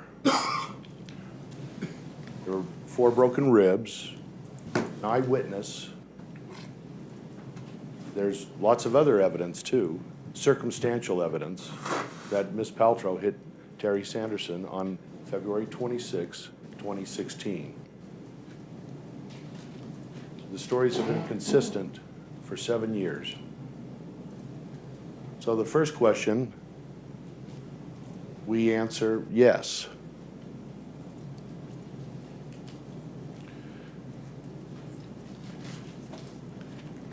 Now,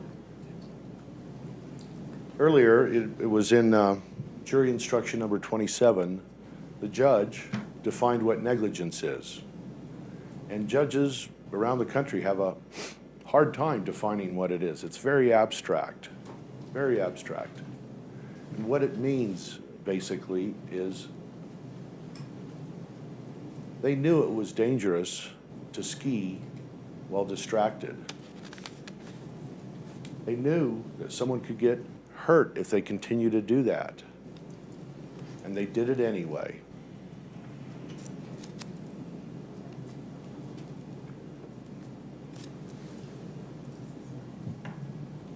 Did they know the damage would be this serious? Well, we've all heard about collisions. Collisions happen on the football field.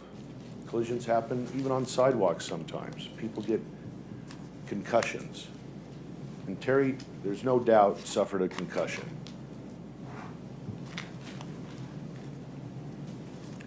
But Terry's damage is not just a concussion that goes away in a few minutes or a few days or a couple weeks.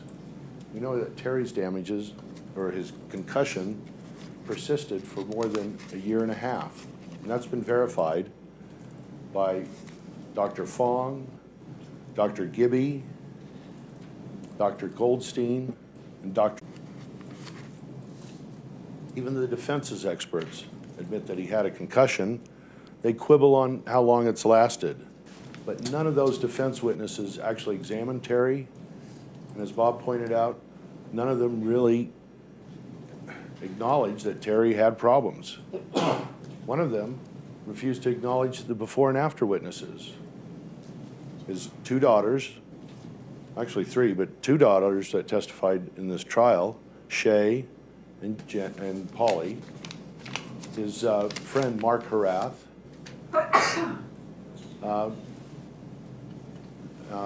finally, or the first witness after Craig Ramon, was Carlene Davidson, his ex-girlfriend. They'd known each other for 18 months before the crash, 6 months after the crash. She testified that the damage continued, thus making it a permanent,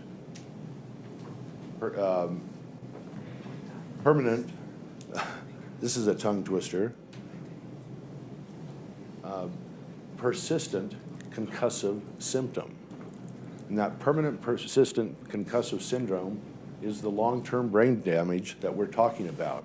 So what it means is every waking hour that Terry has, he's got this brain injury that causes the so many problems for him, from executive function to just, you know, being able to deal with people. And as those witnesses showed, Terry has a problem. He looks fine. It's an invisible injury. People know, you know, that's what they say about brain injury. It's an invisible injury. You see someone with a brain injury and they look fine. What's wrong with them? If he has a brain injury, why isn't he in bed and moping around and not doing anything? Well, that's the opposite of Terry. While the crash took much of what he had and left it on the mountain, Terry still has that drive to get better. And even though persistent concussive symptoms are permanent, they last a lifetime. They last forever. So 16 hours a day, Terry is dealing with this injury, such that, as Bob mentioned, when people get to know him, after a while, they don't want to deal with him anymore. I'm sorry I have to say this, but you know, I've known Terry now 6 years. This is just argument, but it's real. Now, the 4 broken ribs, those were painful for maybe 3 months or so. But the brain injury has persisted to this day and will last until he dies. The executive function, the social abilities, the mental problems, driving to the store, not knowing where you are and having to use GPS just to get home. These are real injuries that Harry, who was a very bright person, you would not know it just talking to him for 10 minutes. But once you get to know him better, you realize he's got these problems that just change everything. So as I talked to someone left me a message, and every time I hear this voice message, it just makes me cry. Just because it's so just kind of flat, but he says, you know, this person suffered a similar injury 30 years ago. A persistent concussive syndrome or injury, permanent brain injury. And she said, it's permanent. And you lose everybody who knows you. You lose everybody. Yeah, your family, they'll put up with you, and maybe the lawyers, but really they're just putting up with you.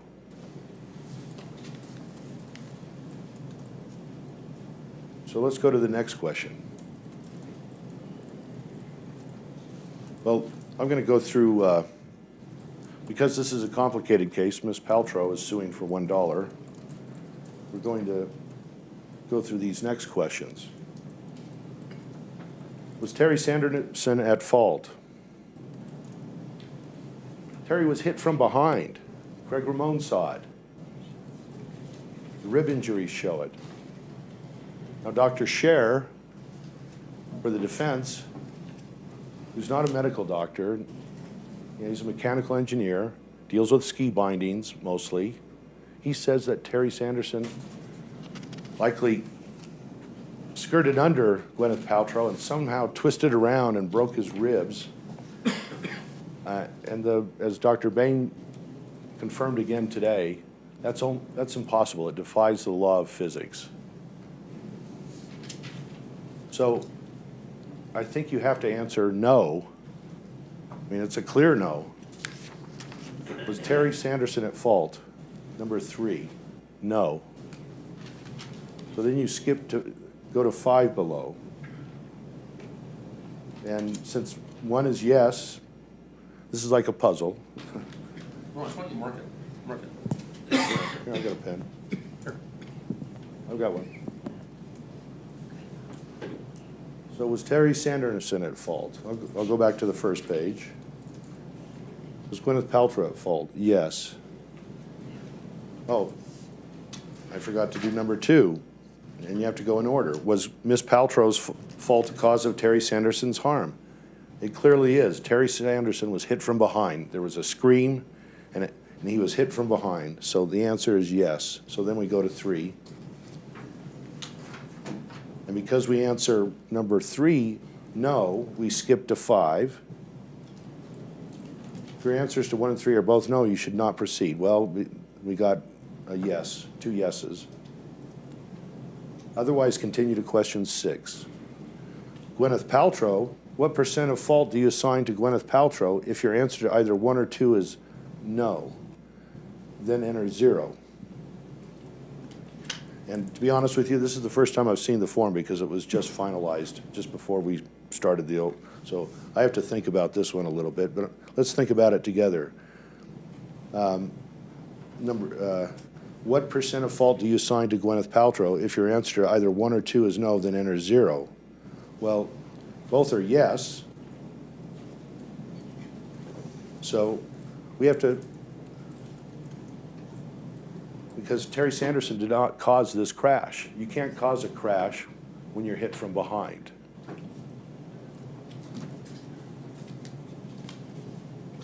What % of fault do you assign to Terry Sanderson? Well, it has to add up to 100, so you have to put in 0 there. If Terry Sanderson's fault is less than 50%, answer question 8. Well, it is, so we skipped 8. What amount fairly compensates Terry Sanderson for non-economic damages? Non-economic damages. Our time on Earth is the most valuable time we have, that we know of, at least in this existence. Our time on Earth is one of the most valuable things there are. There are paintings on a wall that are worth $50, $100 million. There are houses in these mountainsides that are worth 5, 10, 20, much more millions of dollars. There's even racehorses that are worth tens of millions of dollars. Well, Terry's none of those. Terry's in the last days of his life. He probably has at least 10 years left, according to what a lot of people think. He guards his health, he doesn't smoke, he's trying to pursue a healthy lifestyle every single day. Yeah, he goes to the doctor, but since the crash, it's been 7 years, and let's say another 10 years. Every single day, he's got 16 hours of dealing with this brain injury, this persistent concussive symptom that causes all these problems.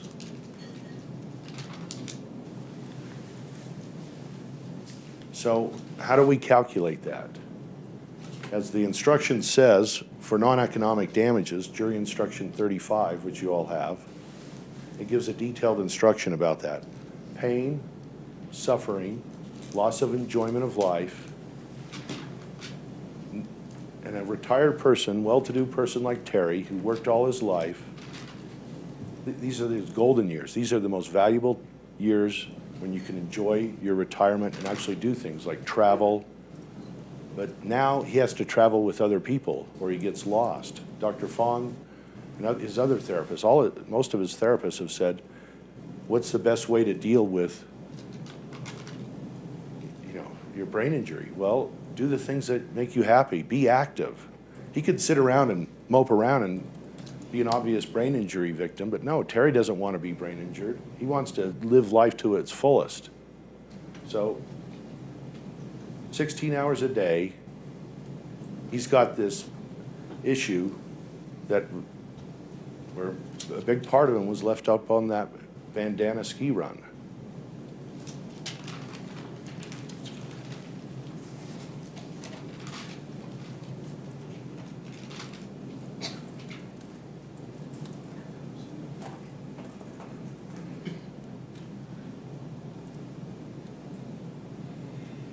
So you have the power here. This is, before we were just arguing and presenting evidence and the judge was ruling on it, but now the judge is going to pass the case to you. And this is where you decide what happens next. So I'm going to suggest, I'm not going to ask, this is not a, Terry asked me, several years ago when I first learned of his case. Well, what do you think it's worth? I said, well, Terry, if you could turn the earth backwards like Superman, go back in time, and how much would Terry take to not have what he has now? And he says, I'd rather go back in time and never have this. So how do we calculate this? Well, I'm going to suggest a number. This is just a suggestion that we do it with 16 hours a day. About the formulas, Dr. Boehm and Dr. Scher gave you a lot of formulas, but hopefully these will be simpler than all those. So that's 16 hours a day.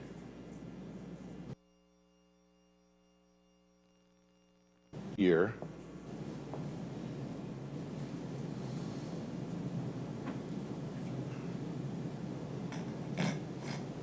Then the next question is the years. Well, it's been 7 years since the crash. Terry's likely to live another 10 years. Probably, we hope longer, much longer. He wants to live at 130. But, at least 10 years. So 7 years since the crash, 10 years, that's 17 years. So we're going to times the next number, 17.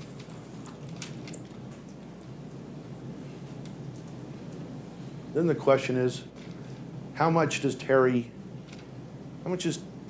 not the price, there's no price that you can give for Terry's time, but what is the value that's been taken away from Terry? What is the value?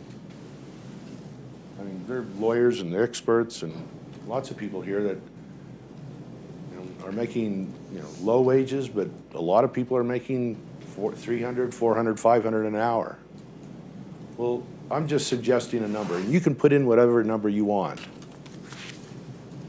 This is for the non-economic damages that Terry deals with every day. So that's the next number. 16 times 365 times 17. I'm going to suggest a number. You put in the number you think is fair for Terry, the full value of the harms and losses that he's dealing with every day. I'm going to say $33. $33.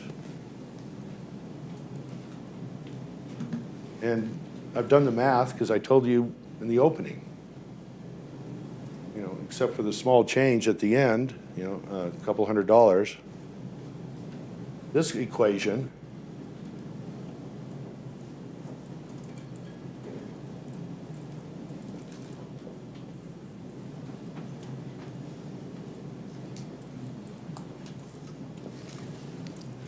is $3,276,000 for the 17 years that Terry has to deal with this permanent brain injury.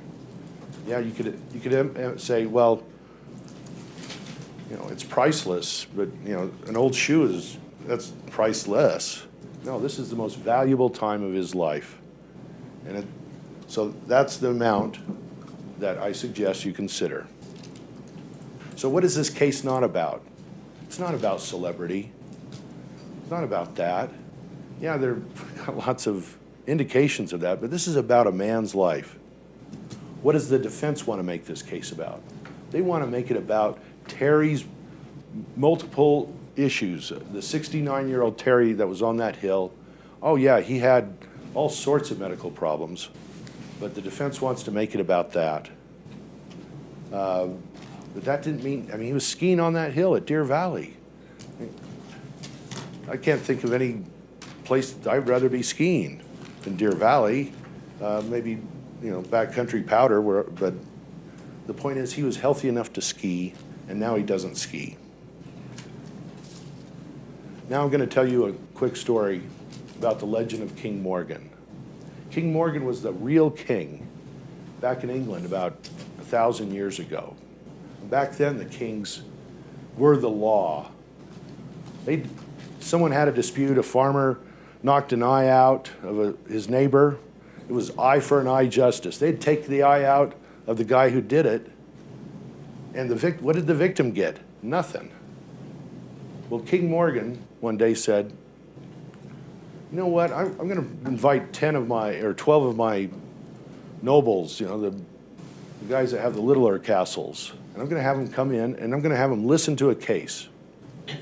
And he heard their case, the nobles heard the case, and then they said, well, we think it should be decided this way. And the king said, yeah, you're right, and that's good. So they did it a few more times. And finally the king said, you guys decide the cases.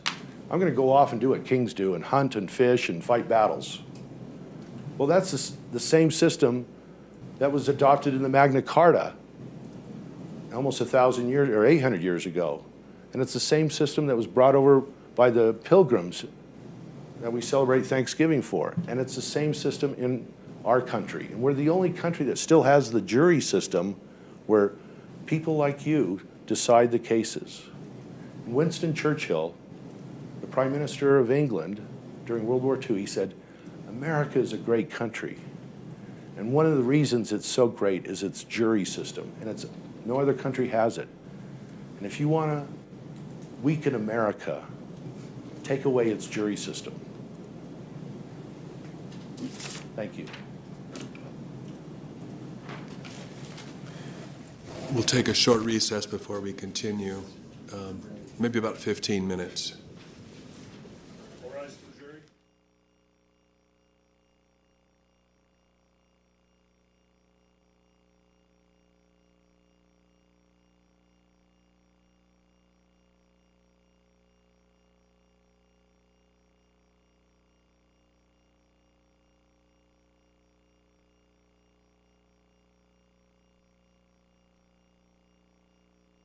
Break. Didn't you say 15?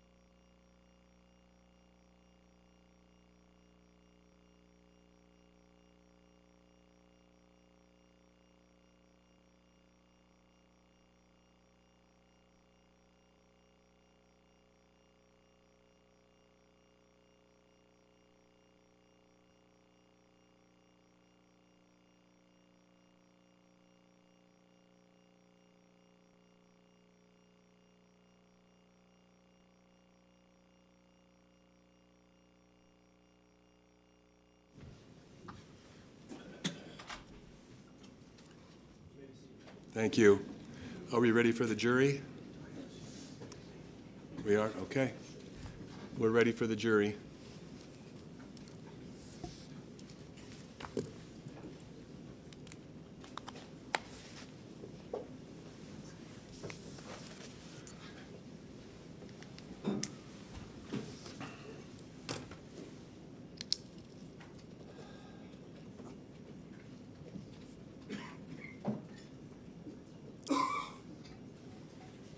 Can we be clear on time? I think they took a full hour.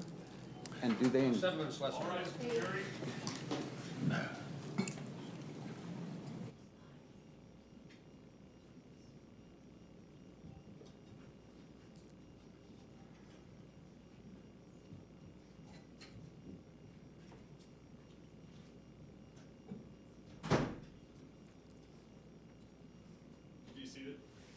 right, thank you.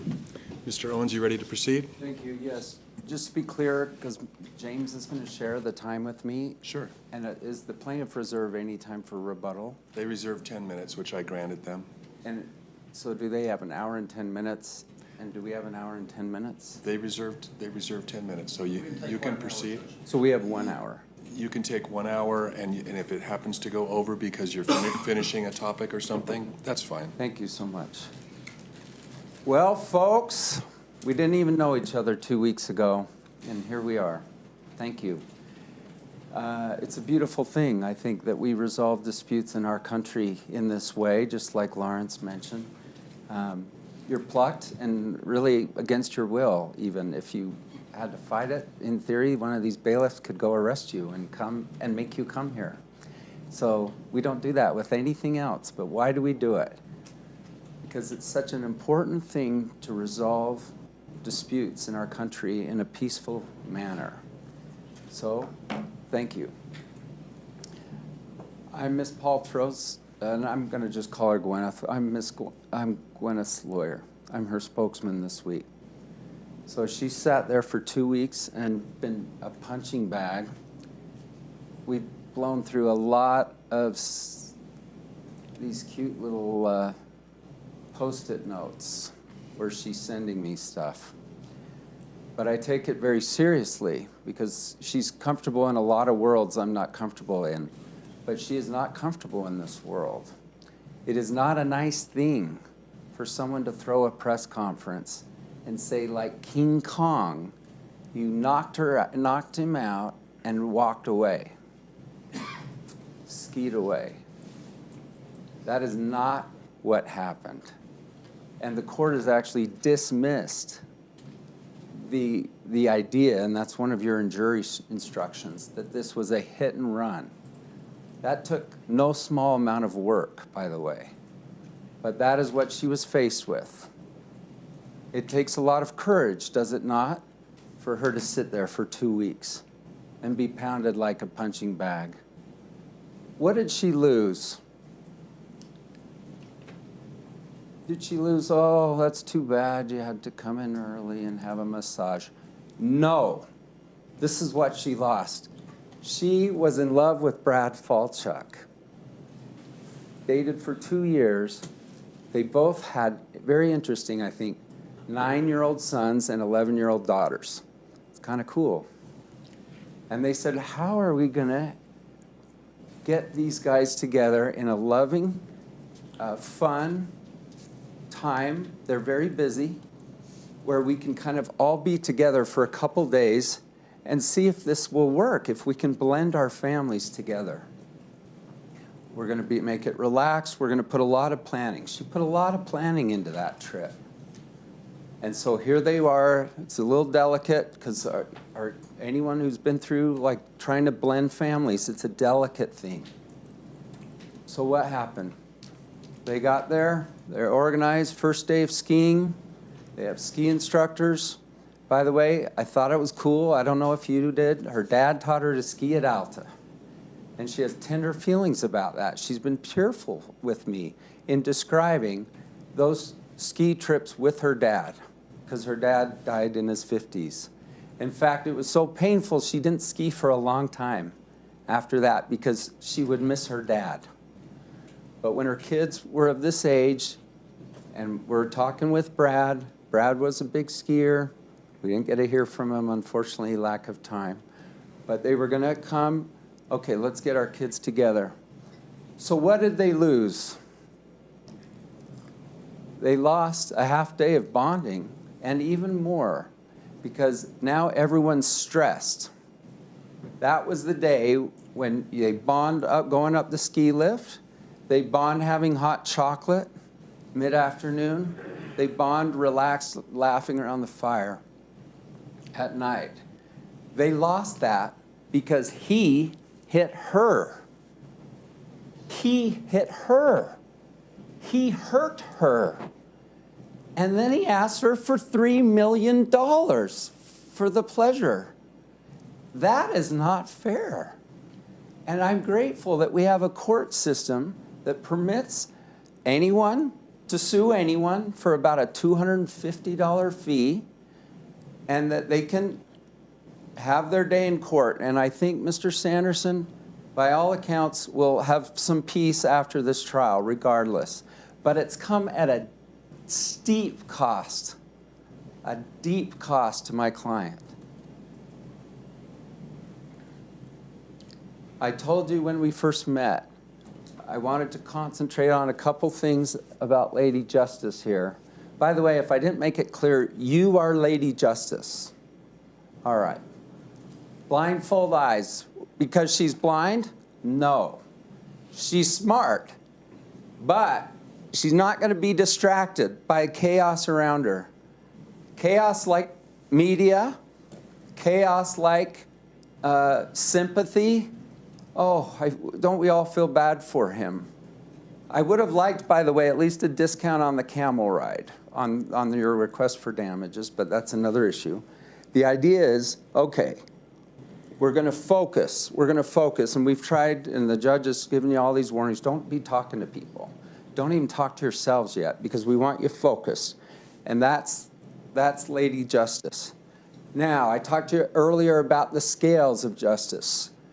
This is a civil claim, meaning the preponderance of the evidence. The plaintiffs brought the lawsuit. That's why we're all here. His daughters say, isn't it terrible? These two daughters that he's brought here, his life is laid open. It's because of him. He hit her. He hurt her, and he wants $3 million for it. That's not fair. The easy thing for my client would have been to write a check and be done with it. But what does that tell her kids? Well, it's cost of business. No, it's wrong. It's actually wrong that he hurt her and he wants money from her. And that's why we're here. All right, so back to the scales here on Lady Justice. He has the burden to tilt, okay? Tie goes to her. Now, she has a $1 counterclaim. My wife said, don't waive the dollar, and I'm not waiving the dollar. But a dead even tie means neither get anything. And I'll walk you through that in just a minute. But let me suggest it's not even close. Let me suggest it's like this, the evidence here versus here, and let me talk to you about that. Let me mention a couple other jury instructions. So I talked to you about no sympathy, passion, or prejudice. We don't want you making decisions on that basis. I talked to you about the burden of proof. That is theirs. And then from today, let me talk to you about a few things. By the way, the burden of proof was evident because they get the last word. Because they have to tilt the things, you may have noticed this morning they could call a witness, and after I'm done, they can speak for a few more minutes. And that's what we do to the people who have a burden of proof. Instruction 30 that you were read today. Gwyneth Paltrow did not leave the scene of the accident without giving her contact information. Press conference 4 years ago. King Kong came out of the jungle, left me unconscious, and and brushed off and went away. Utterly BS, and it's been discounted. It's not even before you. The judge took that away from you because it was so obviously false. 31 deals with spoliation. That's the GoPro issue. Spoliation is probably a word you've never heard before. It's a legal term. But the idea is if they destroy evidence, you can assume that it was bad for them. All right, so Terry, in fact, I should say Mr. Sanderson, in fact owned a GoPro. All right. He talked to his daughter that night, 6 p.m., so about 6 hours after the collision.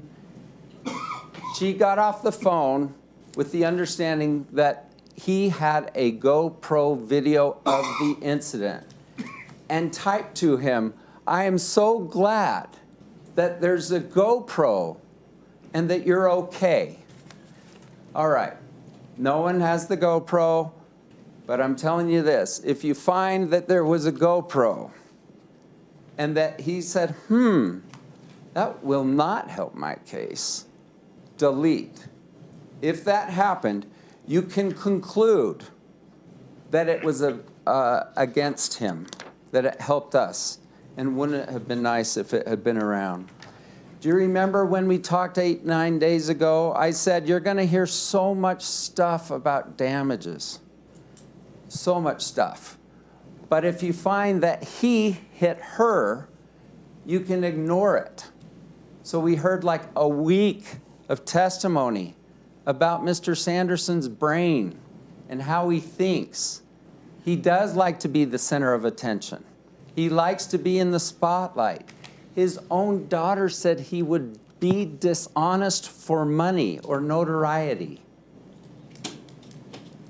Does that make you like uncomfortable? It makes me really uncomfortable. When Dr. Gibby was up there, he said, oh, he has a great relationship with his daughters. It's like, who? He says, two daughters. There are 3 daughters. You can't just pretend this stuff away. 3 daughters. It's pretty important, isn't it, for a witness to know that he's not in the least good relationship. And why? Because she said he was abusive. And a lot of other adjectives that I'm not actually will defer to you to remember. So Ms. Paltrow is asking for her dollar, but it's not about the dollar. It's not about, I mean, think of what her time is worth sitting here for 2 weeks. It's not about the money. It's about kind of ruining a very delicate time in a relationship where they're trying to get their kids together. That's what Terry Sanderson caused her.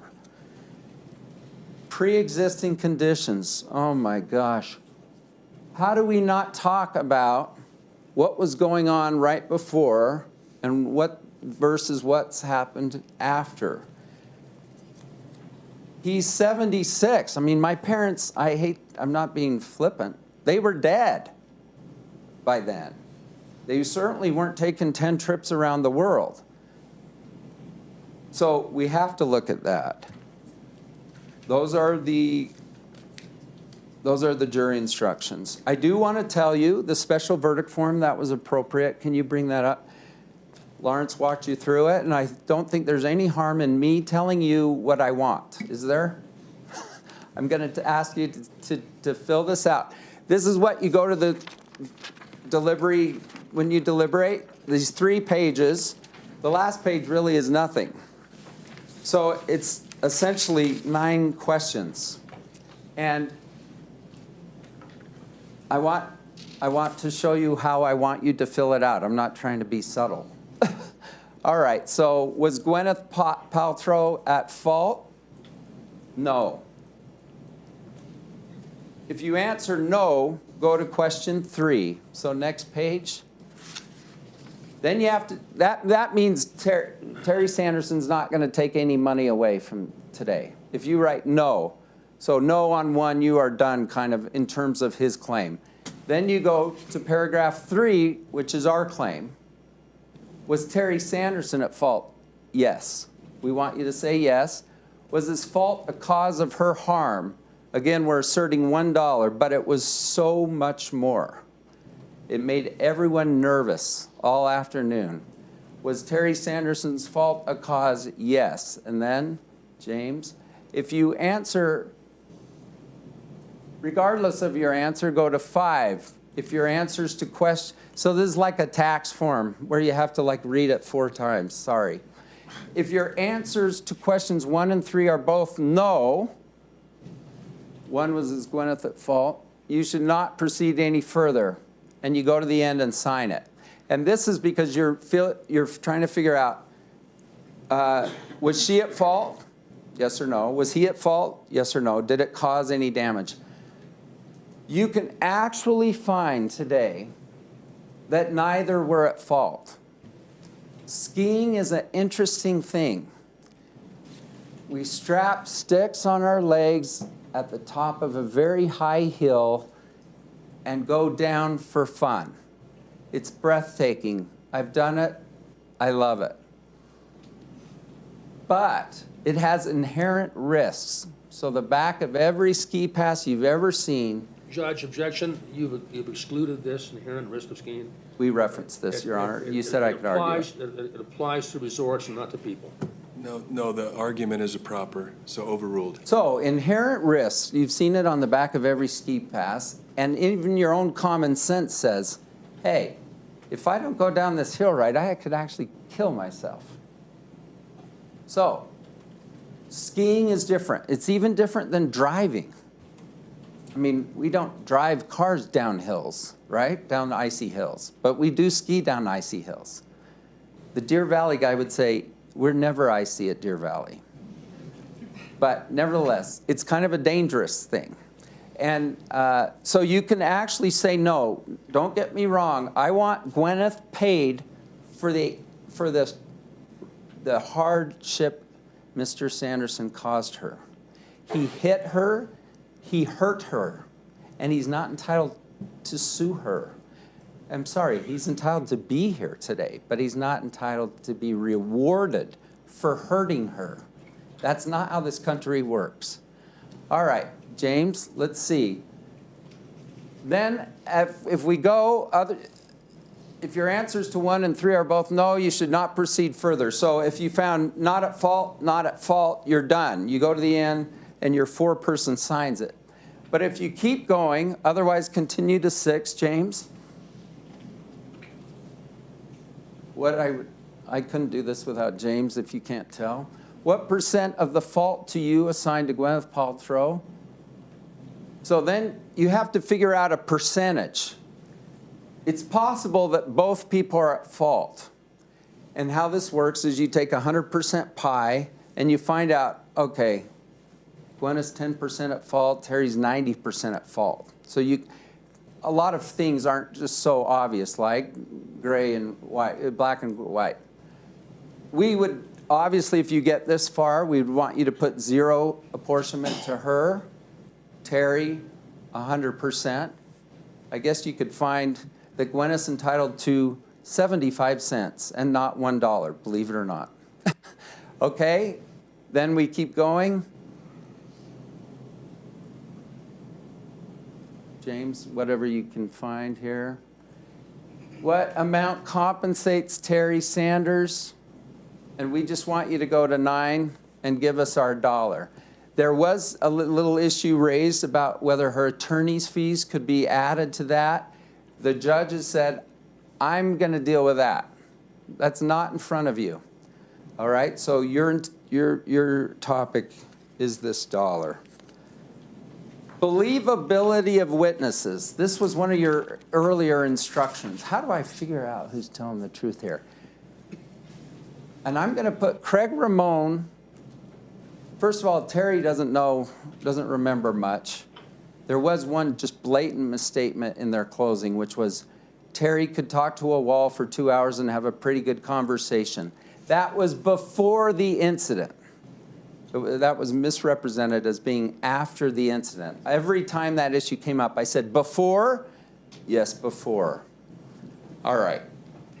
let's go to talking about evaluating witnesses. I'm telling you, if we were in law school and we had a class about eyewitness, how an claimed eyewitness actually sees what he thinks he sees, Craig Ramon would be the definition of a bad witness. And I'm going to give you some objective statements about that. He's at the end of the court. He says, I'm skiing, and there at the end, I'm colorblind. I have imperfect vision. I don't know what they're wearing. I'm looking at other things. I'm not focused on them. He said he hears and turns. Well, guess what? Eric Christensen, the ski instructor, who they accuse of a cover-up, which was dismissed, heard and turned. They're the same. They heard and turned. Craig describes himself as an eyewitness. Eric said, I didn't see the collision. I just heard and turned. They saw the same things. Interestingly, Eric came right over, and now's appropriate time to watch our little fun video. I don't know if you like these animations, but we kind of put them together so that you guys can kind of envision all this information coming at you. So Eric Christensen, did you like the guy? The guy is like, oh my gosh, I love this guy. He's been doing it for 40 years. He teaches art on the side. He's been a lifelong resident. He's married to someone whose whole life is skiing. And he is not a liar. He is not someone who covers up. He is not someone who falsifies reports. All of those allegations were thrown out. So we're not dealing with Deer Valley.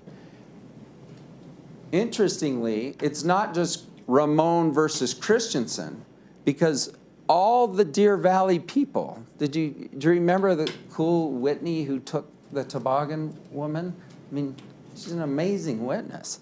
She's up there, oh, I'm assessing things all left and right, you know, nothing, but that's a little different. So we're going to play this, and I think Moses is in orange, and there's Terry. So Eric Christensen says he sees Terry out of the corner of his eye.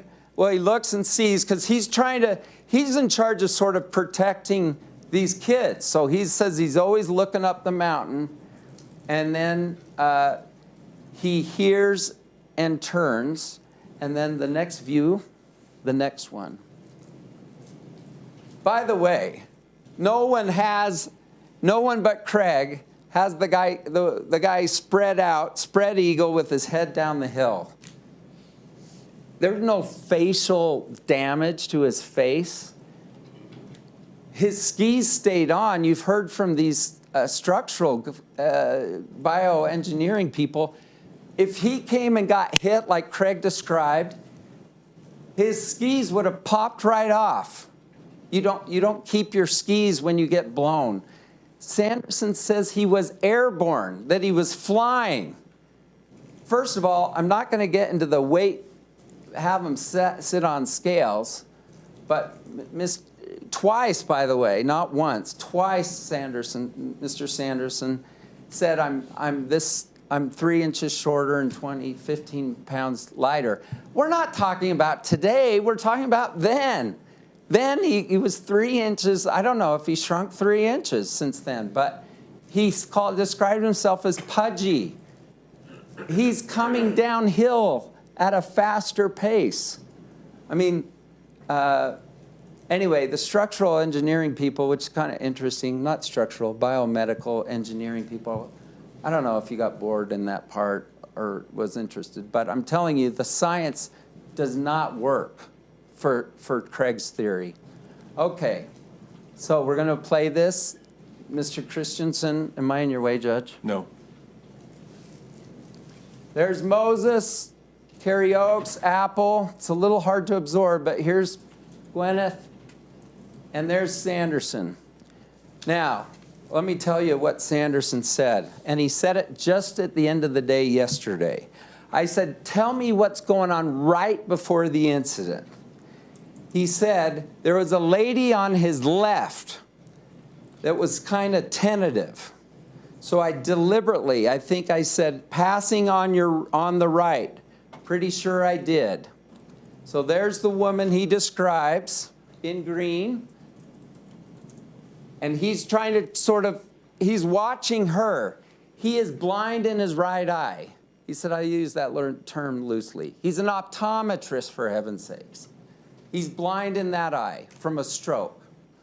He has helped him contribute to his retirement. Okay, so he's watching, and imagine this. I'm blind in my right eye, and I'm really mindful of not hitting this woman to the left of me. And then he said,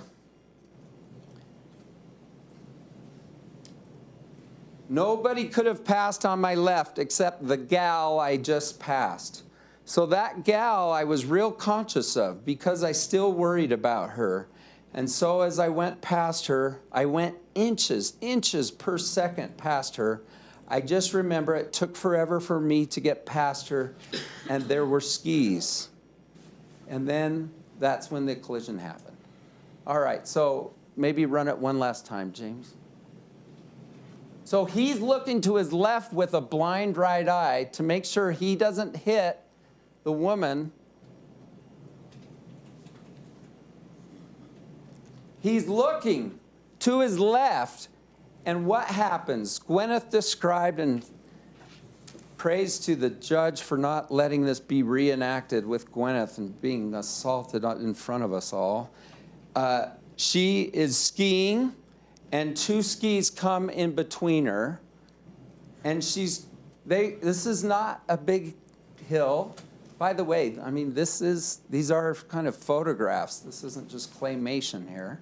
And comes in, and she's like, what is happening? They're not going that fast, but Terry's going faster because his skis are coming in between her. It's because he's looking with his one, by the way, he has like half an eye because he has a cataract in the left eye, hearing's shot, and he says, I'm getting too old. I can't do everything I can. Well, I mean, I stopped playing church basketball after my knee injury. I'm like, I love it, but I can't do it anymore. Okay, so sometimes we have to give things up, especially when we're 76 years old. I'm sorry. I mean, that's life. But he comes in between her legs. She's going, what is going on here? It's not like a ski collision hit, you're out. And he's grunting, his body's against her. She's thinking, am I being assaulted? Like, because this isn't really a ski collision. And then they go for a little while. She said spooning. And then, and whatever the next imaging, next animation would be, James. And then they go to their right. Now, I don't know, you've heard the ribs issue. By the way, if you're 76 with osteoporosis, you can break your ribs. You may see, and this record's in your documents, these weren't dramatic breaks. I mean, two were not even distended, dislocated. What's the right word? Displaced. Thank you. Two were not displaced, and two were just very minor displaced. Did they hurt? I'm sure they hurt them. I'm sure they did. All right, so she is on top. Eric Christensen said she was on top. And their skis are intertwined. And what is she doing? She's like, okay, I see I'm not being assaulted. And he may well have hit his head. He does have a helmet on. So does she, by the way. Craig Ramon is like, no helmet. He tried to change his testimony on the stand, but I had questioned him like 5 years earlier. No, she didn't have, I was really surprised. No helmet, no mask. Give me a break. For anonymity purposes as well as safety, this is a person skiing with her kids. She's pretty focused on safety. Let me just tell you that. All right.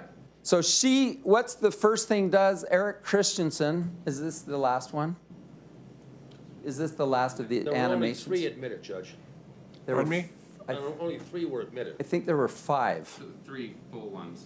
3. Whatever you can take us to next. Well, but you've already shown 3. There were 3 videos that were Eric.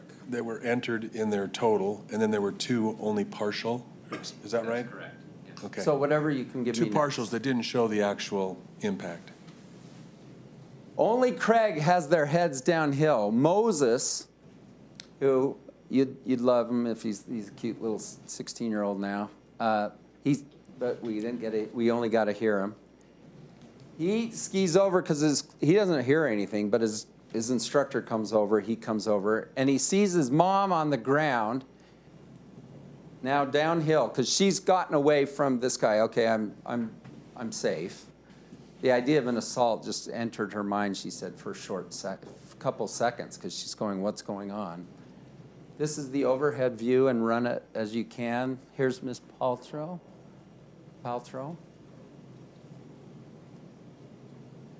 Apple, Moses.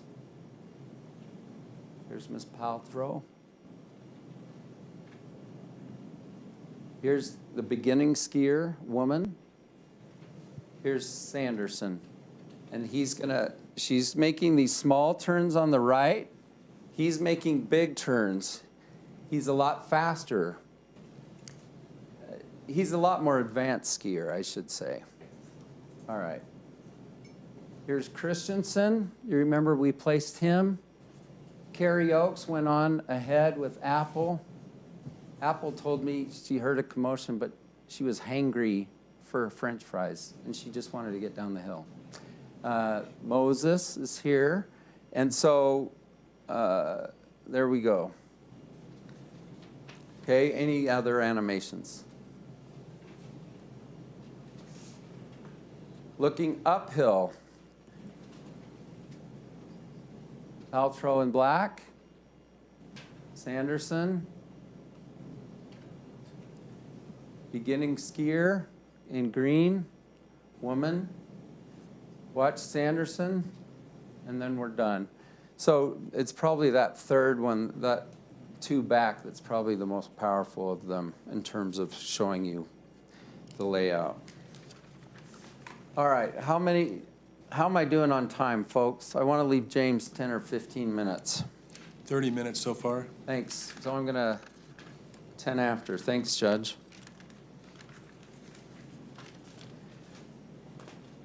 After they've separated, Brad Falchuk comes up, she skis down, but there's then this period of time. So here's Eric Christensen. Eric Christensen said, I came over to find out what had happened. They say he came over to bully him. Deer Valley employees who bully their guests get fired. He's been there 40 years.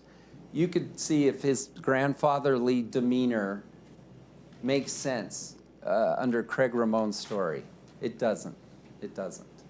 Eric comes over and he says, first thing I'm doing, I'm taking off skis. Remember, under all stories, no skis came off. That tells you something about the manner of the collision, doesn't it? It wasn't like Ramon describes, flat out straight. By the way, Ramon, oh my gosh, he says he's out cold for 2 or more minutes. Do you know what did you do about it? Nothing. Nothing. Could you imagine looking at an unconscious person, splayed out, head down, skis on, for over 2 minutes? Could you imagine? I'm like, did you call 911? Did you check for breathing? No. Yeah. None of that. I mean, good grief. Give me a break. All right. Eric Christensen comes over and says, okay, let's take skis off. Remember, he had some personal knowledge because he knew kind of where Gwyneth was, and he kind of knew where Eric Christensen was. He knew where they were, downhill versus uphill, and he knew their skill level. He could tell he said he could tell because Mr. Sanderson was an advanced skier because he didn't slide. I didn't really know this, but if you do kind of, you skiers will maybe know. If you can work your edges and you don't slide, apparently that means you're a more advanced skier. Okay, so he comes over, he's trying to figure out what's going on, but he actually knows some things. Gwyneth is pissed off. If you hit someone, do you yell at the person you just hit? No. The hittee, and I've been hit skiing, is usually the unhappy one. But she recognizes these things happen until he says, "Did you hit me?" And now she's mad because not only has he hurt her and hit her, but now he's saying, "No, I don't think, I think you caused this." And then she's like, "Are you kidding me? You just ran in my effing back." And Moses heard it. Moses heard it. All right. So then, Christensen, who I think is just a fabulous witness. I think everything he said is just utterly true. It's consistent with everything. He took off skis. I said, was Sanderson ever out cold? No. If he was, it would have been like that. Gwyneth, was he out cold for 2 minutes? No, he wasn't out cold at all. Don't you think people would be going like crazy if there was a man splayed out on Deer Valley, head down, out cold for minutes? That's not a believable story. Eric Christensen now is engaging people. Gwyneth's mad, but she's okay in the sense that she doesn't need help. She can still ski, but she said her knee, which she'd already had surgery on, hurt, and she has sustained a blow. I mean, I don't know if you've ever been hit, even if you're in a football game and you're all padded up.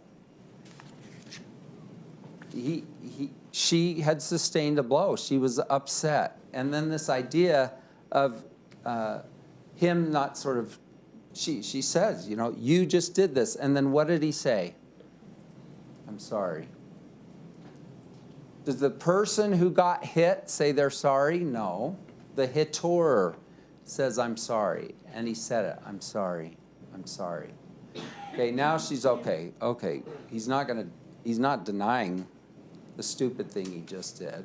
But, okay, now we got to sit around and kind of sort things out. Then Christensen goes to Sanderson.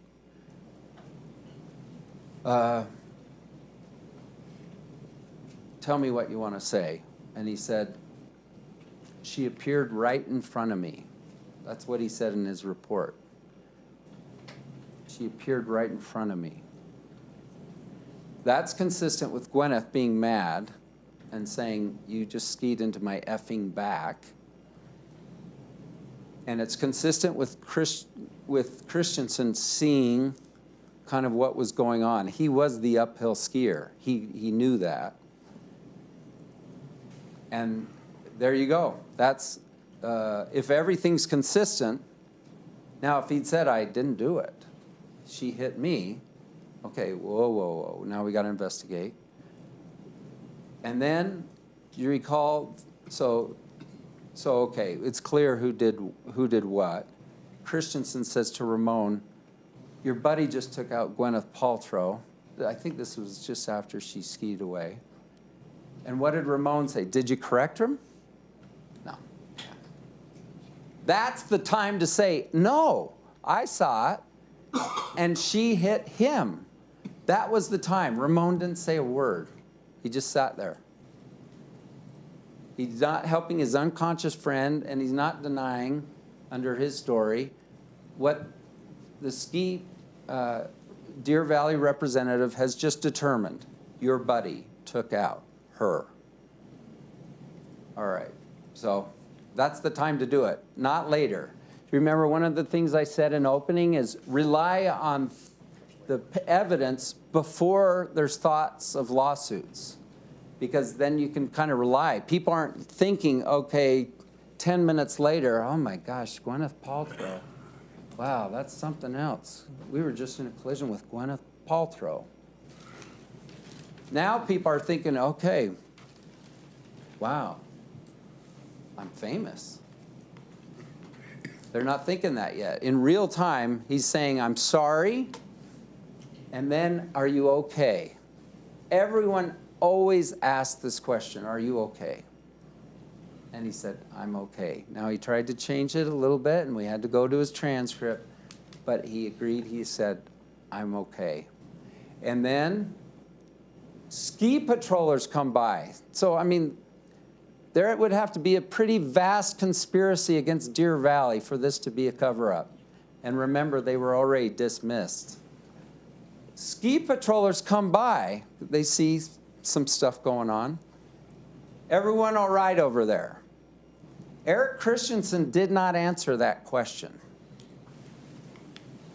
because this is a contact now between injured skier and ski patrol. Eric's a ski instructor.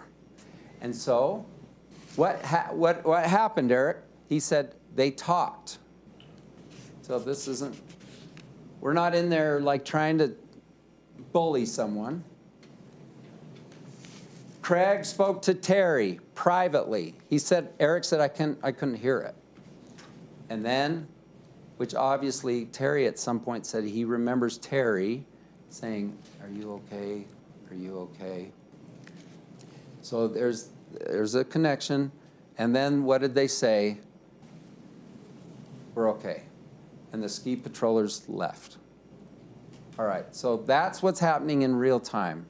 Now we go to the paperwork.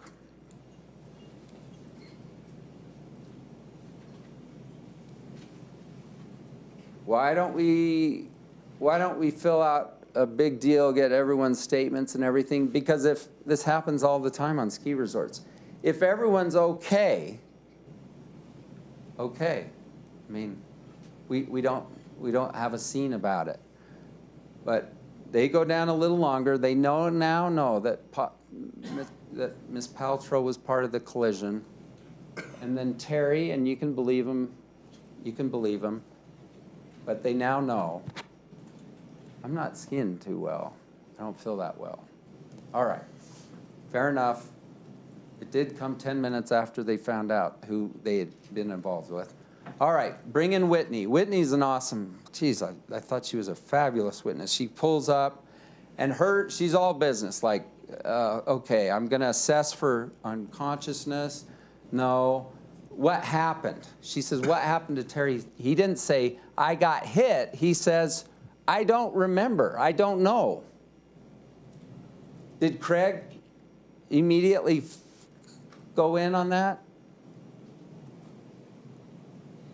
We'll have to defer to her report. That was a legitimate question of mine.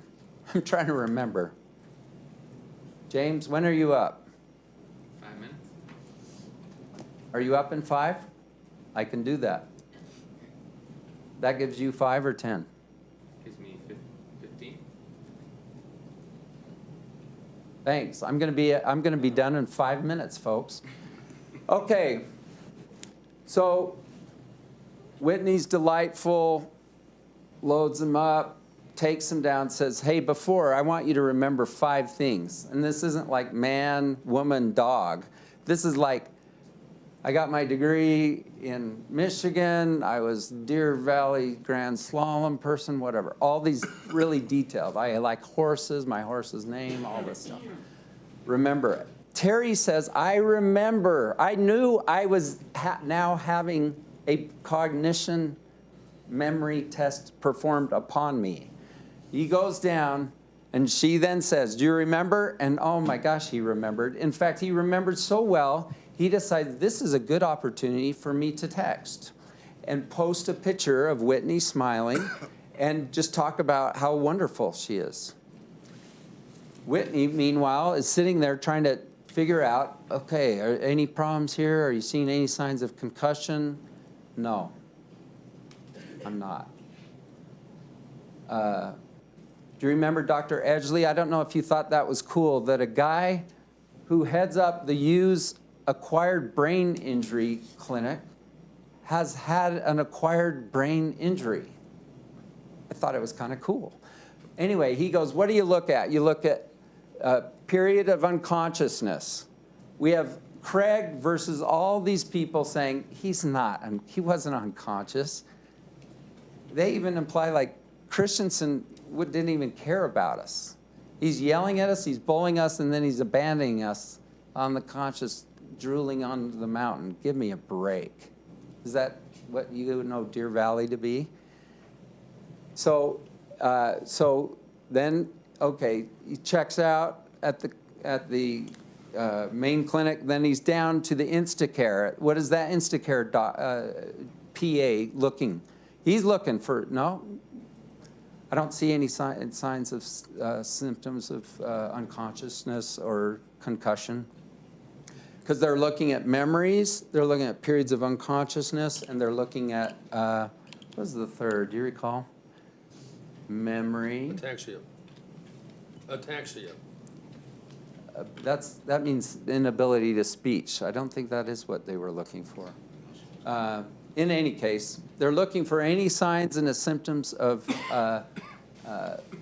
concussion. No. Now that doesn't mean he didn't have a concussion, but it does mean this isn't anything severe at all. I mean, okay. Next day he goes to the VA. These are the people he knows. CT. Guess what? They're like all the same abnormalities as you had on your brain before. The problem is. And by the way, he then goes for 3 neuro assessments, and they all say normal, normal to above normal. In some ways, really above normal. So no assessments, those are all his treating providers. Why would we have our experts go do neuro assessments when 3 separate treating providers that he knows and trusts and that no one's paying say above normal? Why would we do that? But the problem is he then goes to Gibby and Fong, and he just self-reports. Everything was normal beforehand. Wrong. And now everything's terrible. Wrong. He doesn't tell him he's flying all over the world, that he's biking, that he's the poster boy for fitness at age 75. He's posting every darn thing. I mean, this isn't like me sending out a private investigator and trying to find pictures. All I have to do is put Terry Sanderson. Oh my gosh, the guy's Mr. Activity. Heaven help me if I can be as active as he is at 75. All right, I have 1 more minute. I'm going to go back to Lady Liberty. So we talked about the blindfold, Lady Justice, excuse me. We talked about the blindfold, and we talked about the scale. The sword. The sword, we want you to use the sword. This sounds harsh because we're not beheading anyone. The sword is to defend a meritless claim. This is a meritless claim. You don't throw a $3 million bombshell in the courtroom, call her King Kong, and walk away. You shouldn't reward that. And Gwyneth, who could have just paid it out, paid the ransom. No, I'm not doing that. I'm not going to have someone hurt me and then ask me for a lot of money. I'm not going to do it. I'm going to sit here. I said, you're going to have to sit here for 2 weeks in Park City, and you can't even look at your phone. And she said, I'm going to do it. I'm not paying that. We asked you for the $1, not because she had to go in and get an early massage, but it screwed up a very carefully planned, important time in her life. Thank heavens the family melded well together. But we want our $1. Thank you for your time. Judge, can we approach briefly? Sure.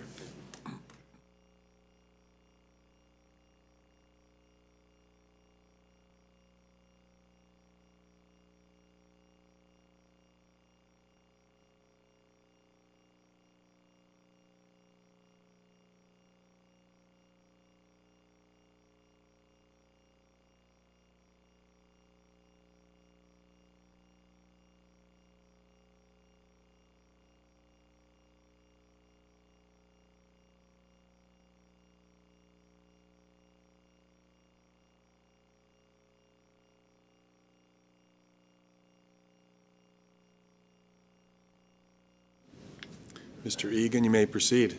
All right, thank you, Your Honor. Are you guys hearing this? Okay.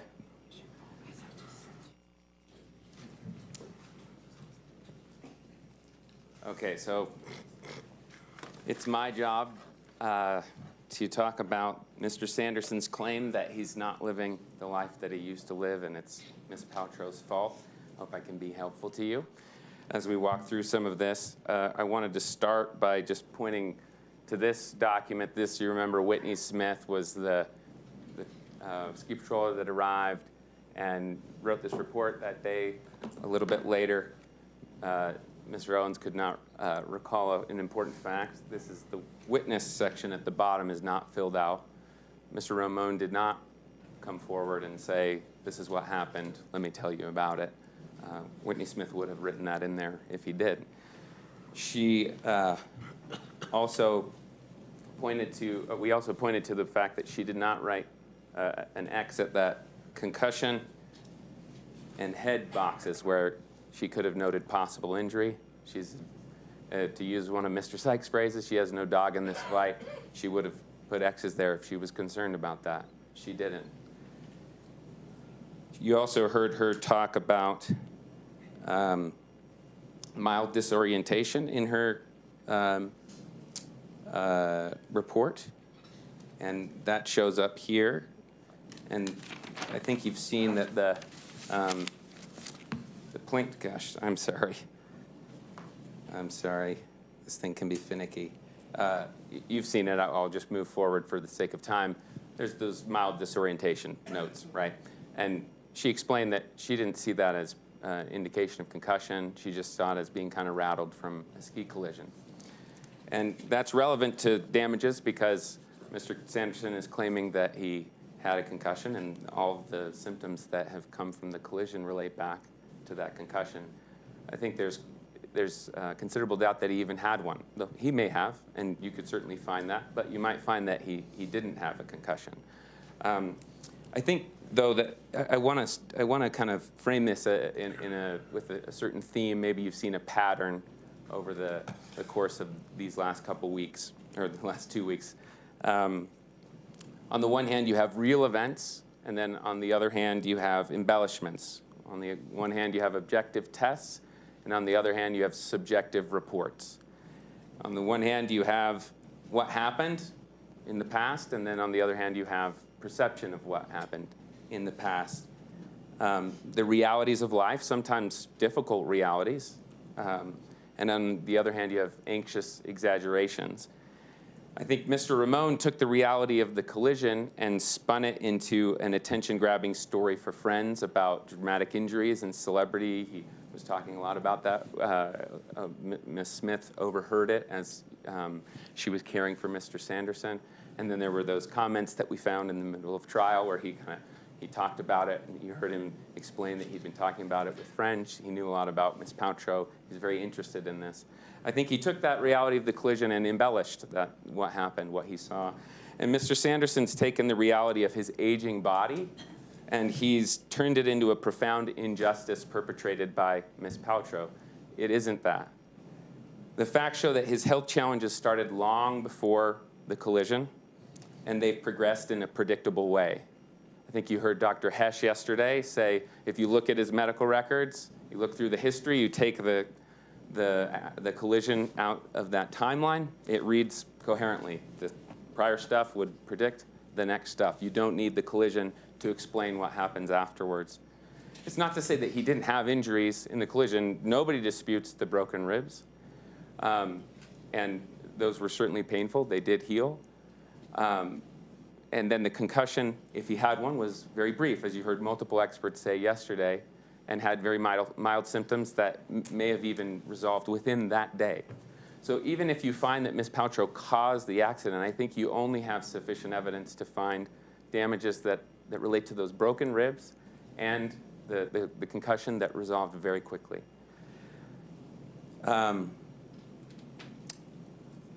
The slow degeneration of bodies is hard to accept, and mental health challenges are hard to face.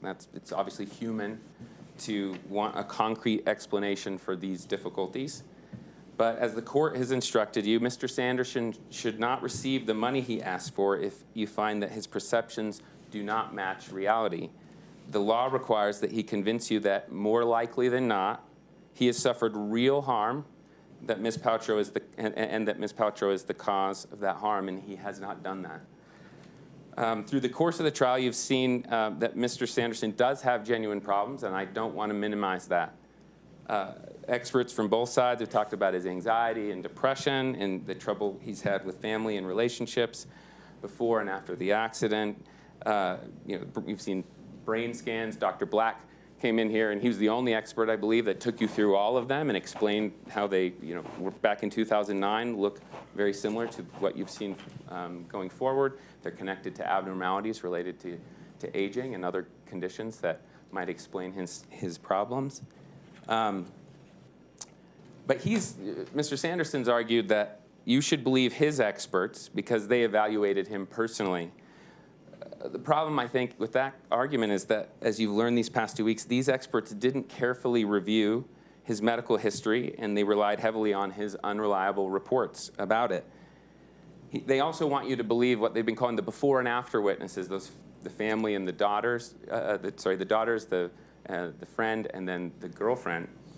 And I think that you've learned these past 2 weeks that they didn't know Mr. Sanderson's health as well as they thought they did. And he was actually, they had, I think, acknowledged that he's good at hiding some of those issues, maybe totally understandably, and reluctant to share his troubles. So you have objective facts and then subjective reports. And the law requires you to find evidence, reality, not just the perception of problems. From our experts, you've heard a consistent, compelling account that Mr. Sanderson had these problems before that the concussion occurred, potentially, again, very briefly, if at all, and that those conditions that he's experienced afterward that he attributes to Ms. Paltrow are the predictable consequence of that prior history. They were, you heard them all yesterday. I guess you had Dr. Edgley the night before, but you heard them all, and it was a coherent, consistent story.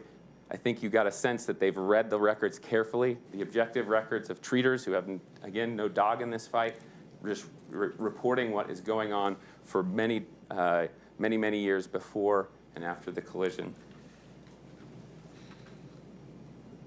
Your Honor, I have till 25? Yes. Okay, 5 more minutes. I got a lot. I'm not going to get to all of it, but again, I'll try to get to the helpful stuff. Mr. Owens went through the various evidence about loss of consciousness and the different witnesses that have, I hope, persuaded you that Mr. Sanderson did not get knocked out for multiple minutes. But Dr. Eastfold gave you some interesting testimony yesterday. She said that the medical records after the accident are actually inconsistent with serious concussion injury. There was the cognitive assessments she pointed to that were normal. There was the balance assessment that was normal. You wouldn't expect it to be normal. And then there was the alcohol intake that actually increased, even though a concussion would reduce your tolerance for alcohol. Again, careful looking at the events in question, which I don't think you heard plaintiffs' experts do. Mr. Sanderson's perception is different, obviously. He not only thinks he was knocked out for minutes, but he said he had a profound cognitive trouble during this time with Ms. Smith, who said he was cognitively intact, could speak to him. He was writing articulate posts about her, could carry on conversation for hours. So you got careful evaluation on the one hand, and then you have extreme exaggeration on the other. And the law requires you to be careful in your evaluation. Mr. Sanderson sees the time immediately following the collision as a grim period that began a spiral, began spiraling his life out of control. I think he described the bright side before and then the dark side afterward. And I think it's important to recognize that, as we've probably told you too many times, a few weeks just prior to this collision, he was reporting some of the symptoms and the concerns he's saying connect to the collision, right? He's said he was getting old all of a sudden. He couldn't do things that he used to do. He'd get preoccupied with paperwork and other little things. And that's difficult, and I don't mean to make light of that kind of reality that aging brings upon all of us. But it's important that at that time there was no litigation. He's just reporting, and you heard from experts that point to that as a telltale sign of the kinds of things you would expect after the collision that he's attributing to Ms. Paltrow.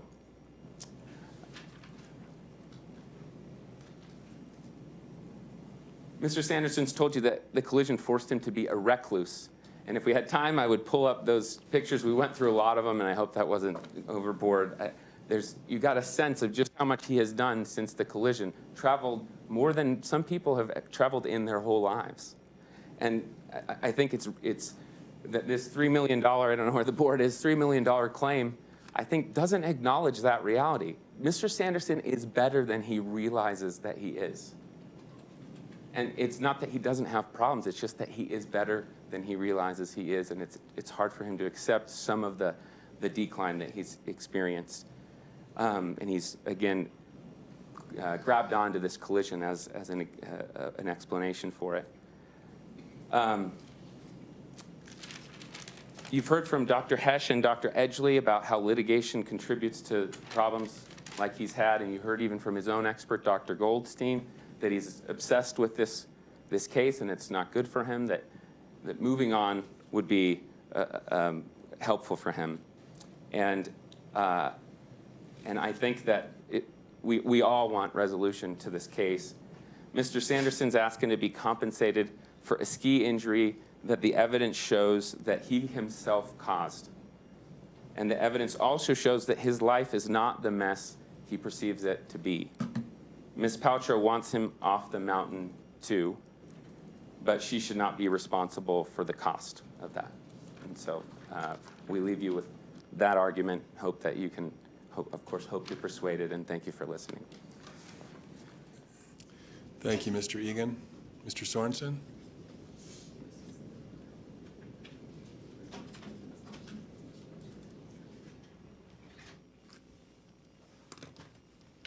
Thank you. Thank you for being here. Oh, Pete, I have this. Sorry. Thank you for that.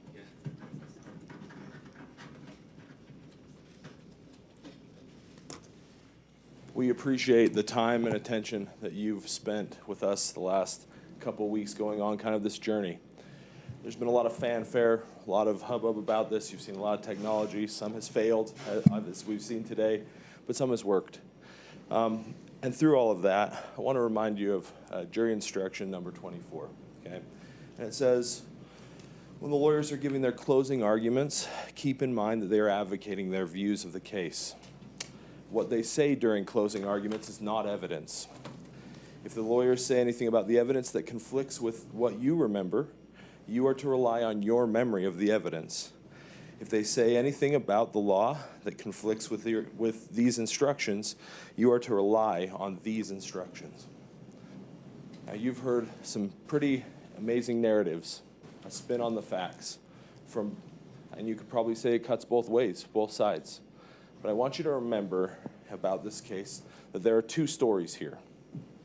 One is Gwyneth Paltrow, and you've heard her defense attorneys lay out her case. You've heard her side of the story. But there's also another side, and that is Terry Sanderson.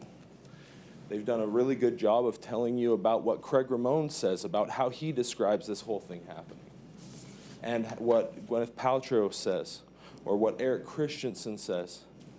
But the two stories that are important to remember are Terry Sanderson's and Gwyneth Paltrow's.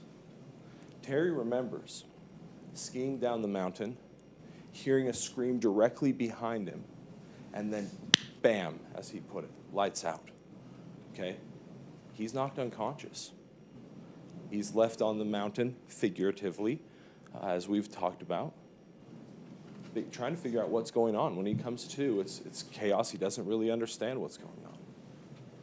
On the other hand, we have Gwyneth Paltrow, who says that she's skiing along and all of a sudden she gets hit from behind. It's up to you now to weigh that evidence, to see what you remember, what you recall, not the way that the attorneys characterize the evidence, but what you see in the record. And I will tell you that what you see in the record corroborates the story of Terry Sanderson. Terry Sanderson, I just walked you through his tale of what happened, okay? His versions of facts that happened. When he's hit from behind, he has to rely on the one person, remember that, the one person that says that they saw the actual collision and saw what happened. He has to rely on that. But it doesn't mean that it's not part of his story. It means that he's relying on an eyewitness that corroborates what he said. Also, we have the meetup group post that's been talked a lot about and the comments to that post. That's contemporaneous evidence the day of that corroborates the story that these two have shared with you. It says, and in Craig Ramon's own words, says, it scared the hell out of me. It scared him. It scared what he was scared. So that might be an account that you weigh as to why he didn't step in to try to give life-saving or life-supporting measures to his friend. He's scared. He doesn't know what's happening, and the person that he's relying on to take charge of the situation comes over and starts screaming at him. It's also important to remember that Brad Falchuk, who we didn't get a chance to hear from, and Carrie Oakes both contradict in major ways So, Your Honor, his story, his cannot testimony. reference the testimony of Brad Faltrow. He admitted, Your Honor, and that was a stipulation. Just a minute. He admitted, Your Honor, that he did not see it. Your Honor, that testimony was is a not Just a in minute. evidence. Just a minute. Yeah, that's true. That was a stipulated fact. That was a stipulated fact. So, Thank you. Brad Falchuk did not see it. Okay? Eric Christensen, in his own reporting, didn't see the collision. But yet, right afterwards, he injects himself into this chaotic event and, according to him, takes control. He has enough time. Think about this when you're weighing believability of testimony, okay? Eric Christensen has enough time and is all aware about the students that he's being paid to watch and to teach how to ski that are beginner students, watch what someone's doing on the other side of the run at the same time with, as reported in the facts show, many people skiing on this run. It's a converging run that goes down to the bottom of the run where people can go and have lunch. He has the ability to pay attention to a young child who he's teaching, someone across the way, someone skiing, supposedly out of control, and keep track of all this. He hears a scream and looks over and sees, as the animations that you've seen, sees him laying on the ground, or sees these two people laying on the ground. He then has enough time to be the first on the scene, supposedly, after telling Carrie Oakes, take care of the kids, watch them, because I got to go over and take care of this. And he does that all in just fractions of a second. Is that believable? I'll leave that to you to decide. I know the way I feel about it. So this witness, who the defense has said is grandfatherly, who's this perfect witness, is not really that perfect. And again, I'll leave that for you to decide. Now, a lot's been made of what Terry Sanderson was saying or doing after the incident, right? You've heard, and I don't want your eyes to glaze over, that's why I'm not using any of the props, I'm just talking to you. But you've heard a lot about this email, right? The email Terry Sanderson sent later that night, or the first email and then the response back, okay? And I want you to remember this. The GoPro incident, or the GoPro video, I guess, we'll talk about this GoPro email, is a response from his daughter, who sat here and testified 3 weeks before she'd been in her own ski accident. She was laying there with her leg up. She was under, as I think she said, she had pain pills at the time. She was aching an injury. And there might have been kids coming in and out of her room. She didn't remember exactly why she wrote what she wrote. Nonetheless, she admits that she wrote it. And she said here in front of you that it was clearly a misunderstanding to something her dad might have said when he was on the phone with her. That's the shred of evidence that they want you to cling on to try to say that Terry Sanderson did something like destroy a video of this event. That's our only piece of evidence that they put on in front of you to that fact. Now, again, there are many contradictions in this tall tale and the cartoons you've been forced to watch a few times. And I want you to remember, okay, there was testimony that Brad Falchuk was on the mountain, but he's not in their videos. He's not in their animations. Okay? You didn't see it? But there's testimony that he was right up there close. They left him out. They left out Carrie Oakes and her testimony. We had to read it in because she also contradicts the positions of the bodies after the incident. So they've done a really good job of trying to razzle-dazzle and trying to get you to look at a lot of other things that are not important, because we told you in the very beginning, when Lawrence Buehler stood up here, you'd hear a lot of "so what?" That's what they're saying about Terry Sanderson's injuries. So what? He was injured before. His injuries carry through. So what? So sorry he's left on the mountain. We'd like him off. So what? That's what you're hearing.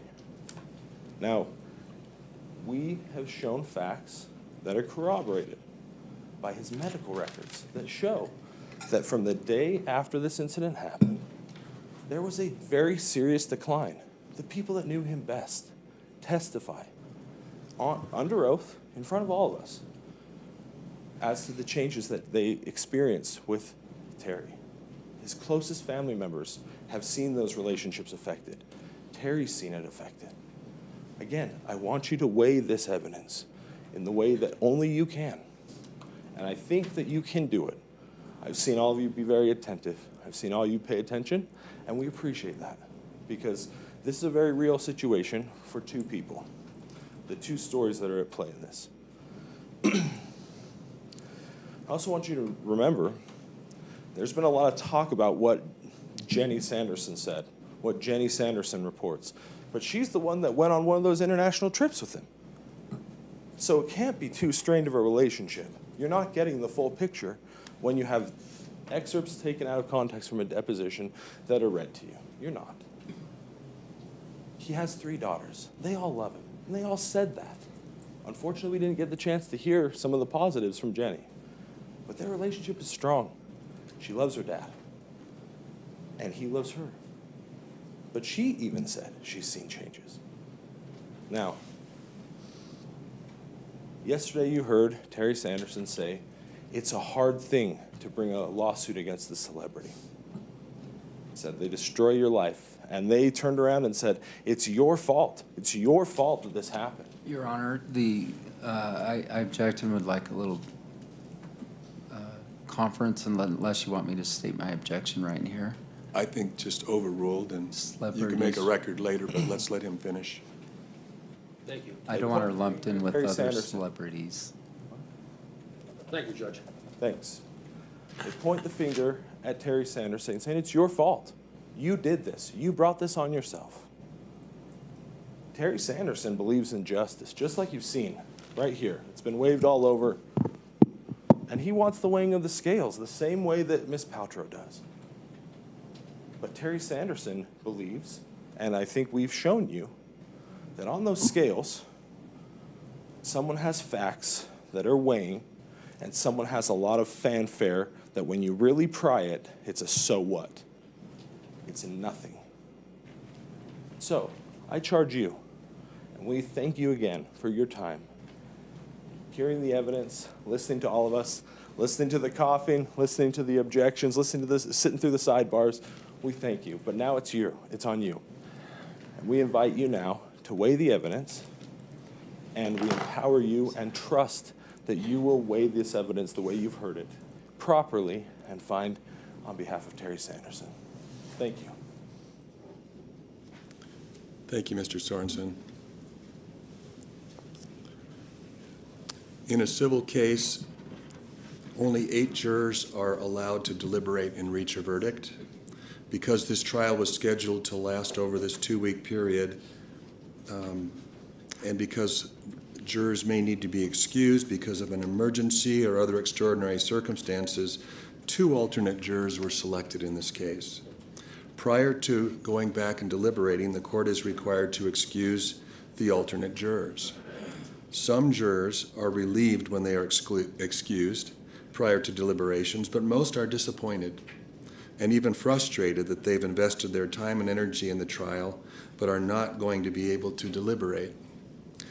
Those of you who are excused, those 2, thank you for your service on the jury. Remember that you're actually not being released as a juror until the verdict comes in, because there is an outside chance that one of the 8 during deliberations may be called away for an emergency. And so the 2 of you that are allowed to leave, you may be called back to finish the deliberations and to vote on the verdict form with the others.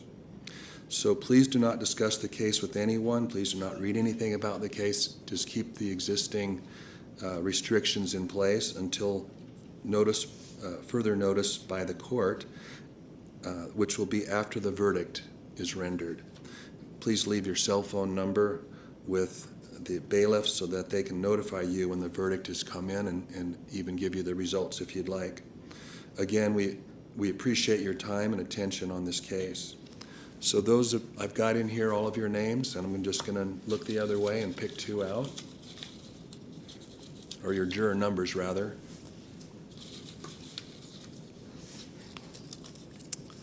And so the 2 that are excused are number 15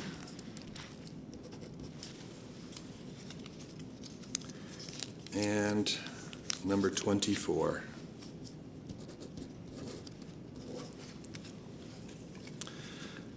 Those of you who are not being excused right now, you've been given all of the evidence and instructions on the law regarding this case. Before you retire to deliberate, I need to give you a few final instructions. First, about questions. As you deliberate, you may be tempted to seek more information.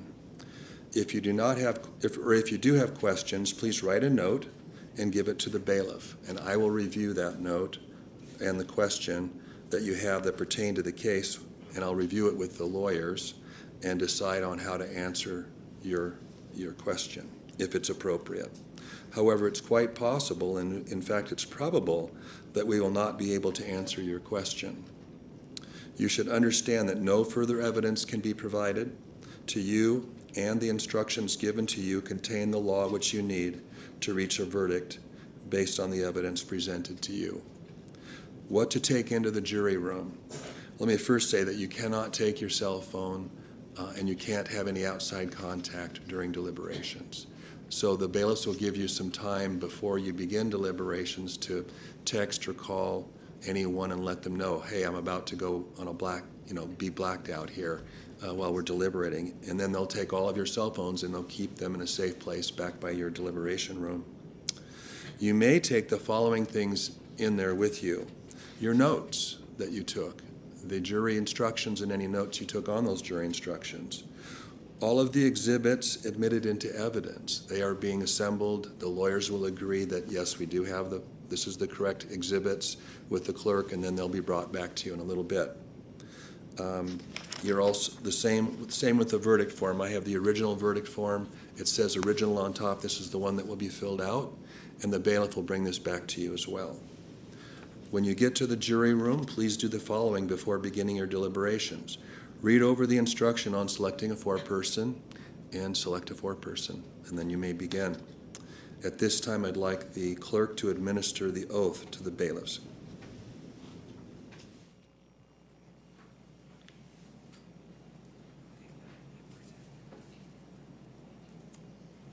Do you swear that you will take charge of this jury and take them to some private and convenient place where they may deliberate upon their verdict, allowing no one to speak to them, nor to do so yourself unless so ordered by the court, and to return them to the court when they have reached a verdict or when so ordered, so help you God? Thank you. You may now take the jury back. Thank you. All right, the jury.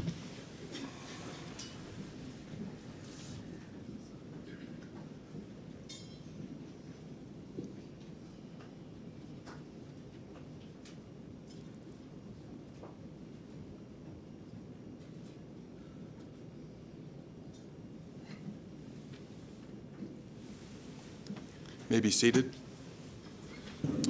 Thank you, counsel. Mr. Owens, did you need to make a record on anything on that last objection?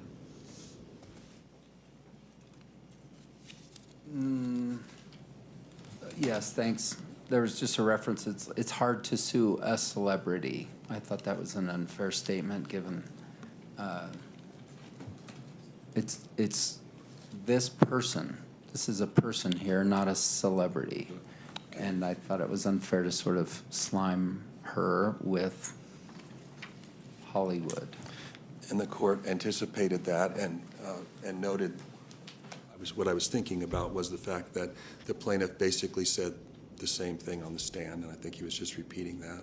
So as far as, well, are there any exceptions that need to be taken on the record otherwise? Okay. I wonder if there's been a motion filed by some members of the press concerning how to handle the reading of the verdict. Mr. Raymond, are you in the courtroom? Mr. Hunt. Mr. Hunt, is that right? Yes. Why don't you come up and present your motion?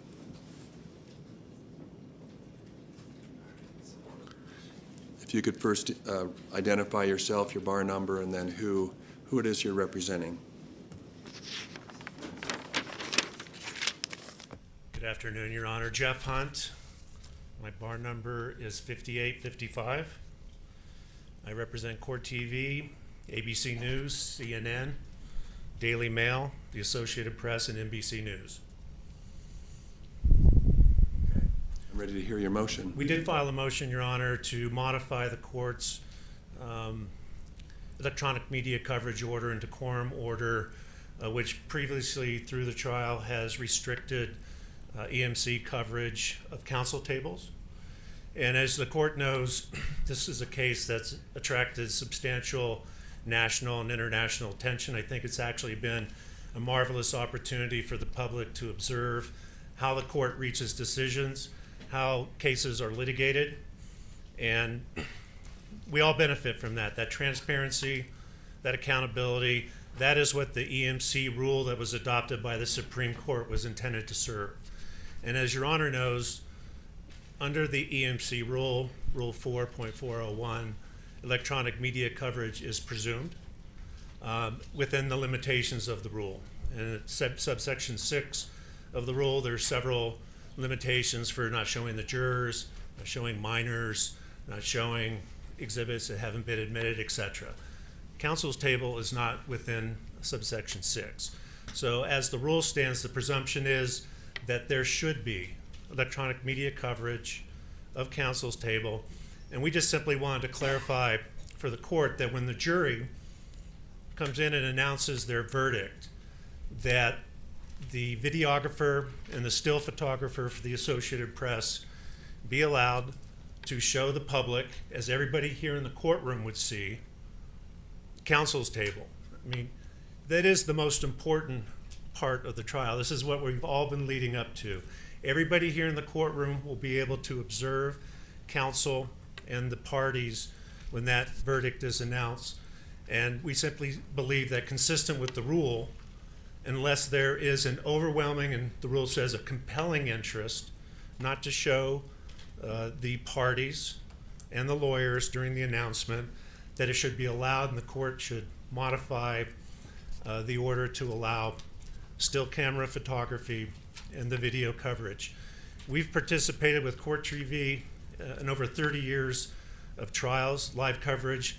We've never had once a situation where the public wasn't allowed to observe the parties and the counsel when the verdict was announced. And that's for good reason. You've had 7 years of litigation, as I understand it. You've had 2 weeks of trial. And the most important people, the people that have the most interest in the outcome of this litigation, is the parties and their counsel. And the public ought to be able to observe them when the verdict is announced. And again, under the rule, Your Honor, the burden is on the party seeking to impose an additional limitation under the EMC rule to come forward with some explanation for why that would be particularly harmful or prejudicial. And there simply isn't any reason for that.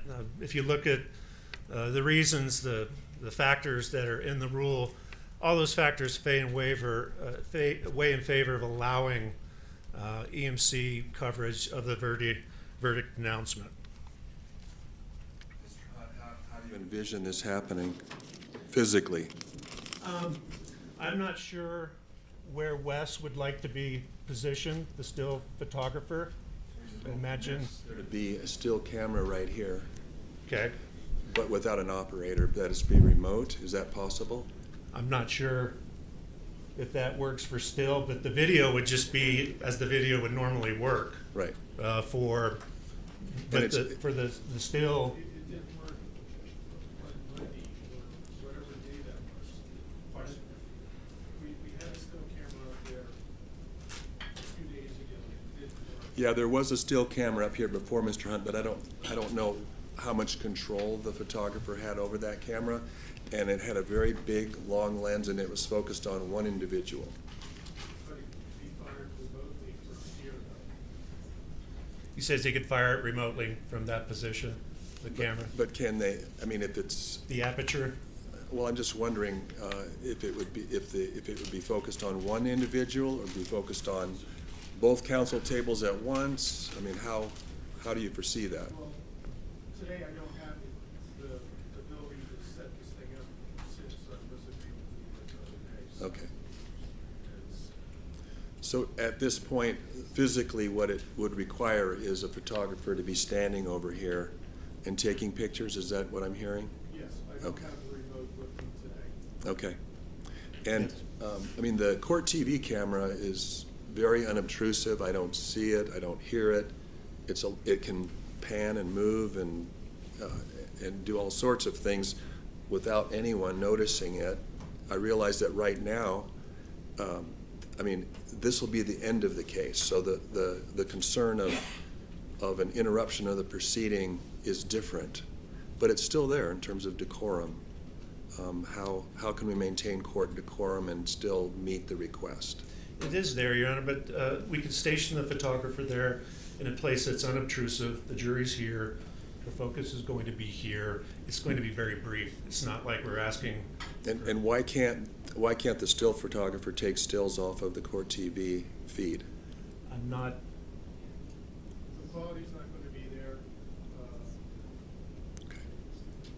They're just different. I'll hear from both sides. Yeah, in they're a just minute. different modes of capturing the image.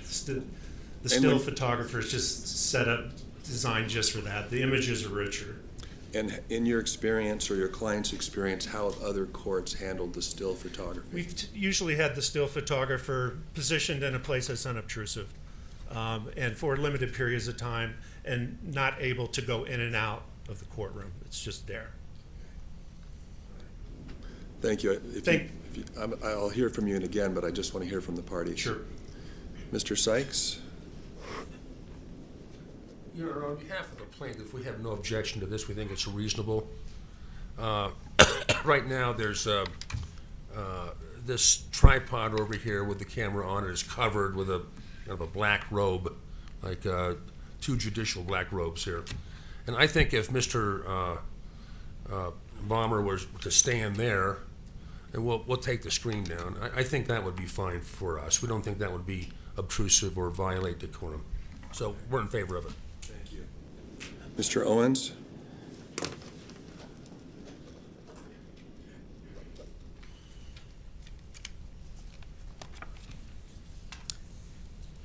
Thanks, Your Honor. First Amendment's important to us. There's certainly been a public benefit, I think, to having this in the public sphere. We've noted 3 violations of the decorum order. The very first day my client walked into the court, after I assured her there would be no photographers in the lobby, there was one right in her face as she went through security. then suddenly one day another camera appeared, and then a third violation we felt. I don't know if you found a violation, but I have still photos of her being taken just yesterday. So we're all for the First Amendment.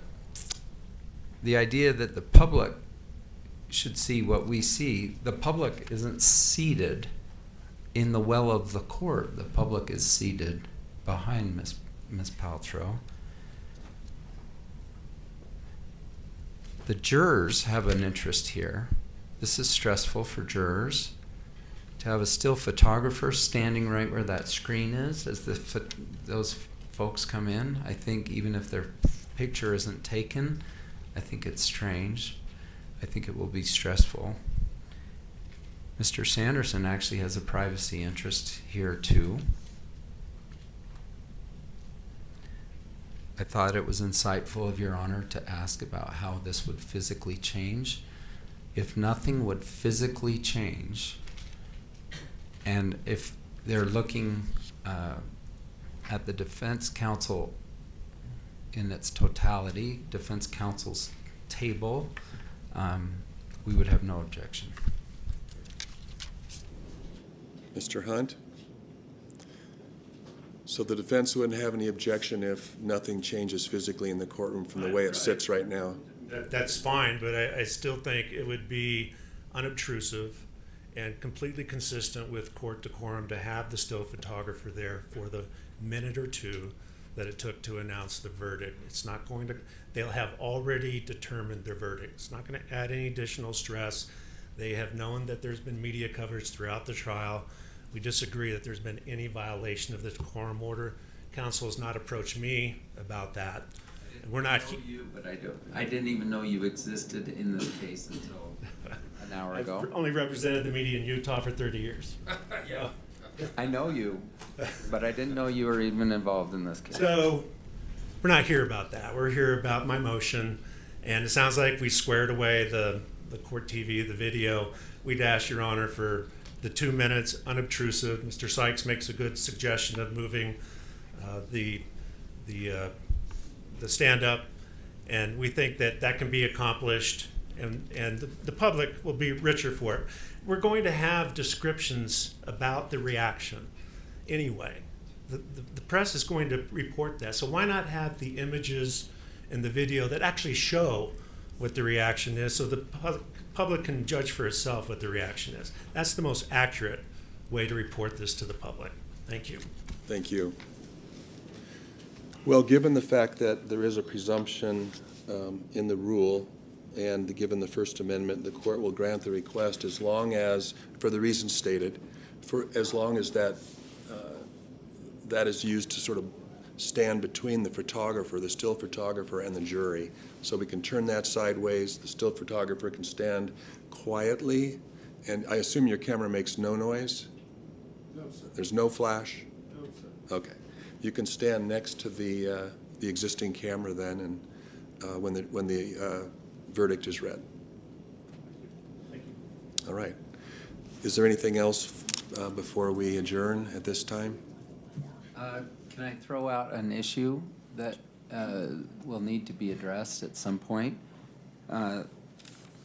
Your Honor has had a protective order in place in terms of speaking with the press. After the verdict is delivered,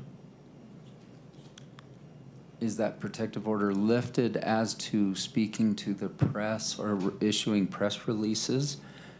I ask because we've received a lot of inquiries. I think the protective order and the decorum order, I think, talk about the evidence, for instance, depositions being held confidential in perpetuity. But the press issue, I think, is appropriately lifted once the verdict is delivered. So there you go. I don't quite understand your request, Sure. for clarification. Are you asking to continue the protective order, or are you asking for confirmation that the protective order will be released? As to the press, As to the press, we want it to be released. We don't want certain, for instance, depositions that were taken that were marked confidential, anything that was not, for instance, I have boxes and boxes of things that didn't come into trial. Right. I don't want that. I want those held. Everything that was marked confidential according to this court's confidentiality order remains confidential. Correct. In perpetuity. If it's been entered into evidence in this court, it's obviously not Then it confidential. becomes public. And then we do want we do want to be able to speak to the press after the verdict. You may. Do you have any objection to that, Mr. Sykes? No. Okay. So once the verdict is read, the informal agreement between the sides that they won't talk to the press until after the case, that's then no longer there, and they can talk to the press. And the press can talk to witnesses, the press can talk to jurors if they so desire, and I'll explain that to the jury. And I'm going to ask the press to please acknowledge and respect the wishes of the witnesses and respect the witnesses or the wishes of the jurors. And if they don't want to speak to them, or if they want to wait, or maybe later, please respect that. So I expect that'll happen. One other thing that Pete just mentioned. The decorum order prohibits any cameras in the courthouse. I think that should be lifted now. I mean, because it's cold out there and wet out there, and they shouldn't have to be out there, and we shouldn't have to go out there to talk to the press if we want to.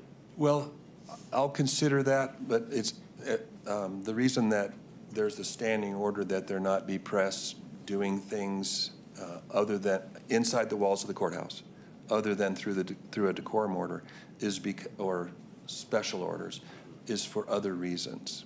There's security reasons, things like that. So I'll talk with those that have some control over that and get back to you on that. Anything else before we adjourn? Not finally adjourn, but take a recess? Okay, so what I'm going to do is when I'm alerted that there is a verdict, I will let the head of security operations, Chris Palmer, know that that's happened, and he will then let all the press know that in approximately 20 minutes or longer if we need that. At least we'll wait at least 20 minutes before we bring the jury in and read the verdict. So if the lawyers will please leave a cell phone number contact with Jody, then we'll have, we'll call you as well if you're not on premise. All right, thank you. We're in recess.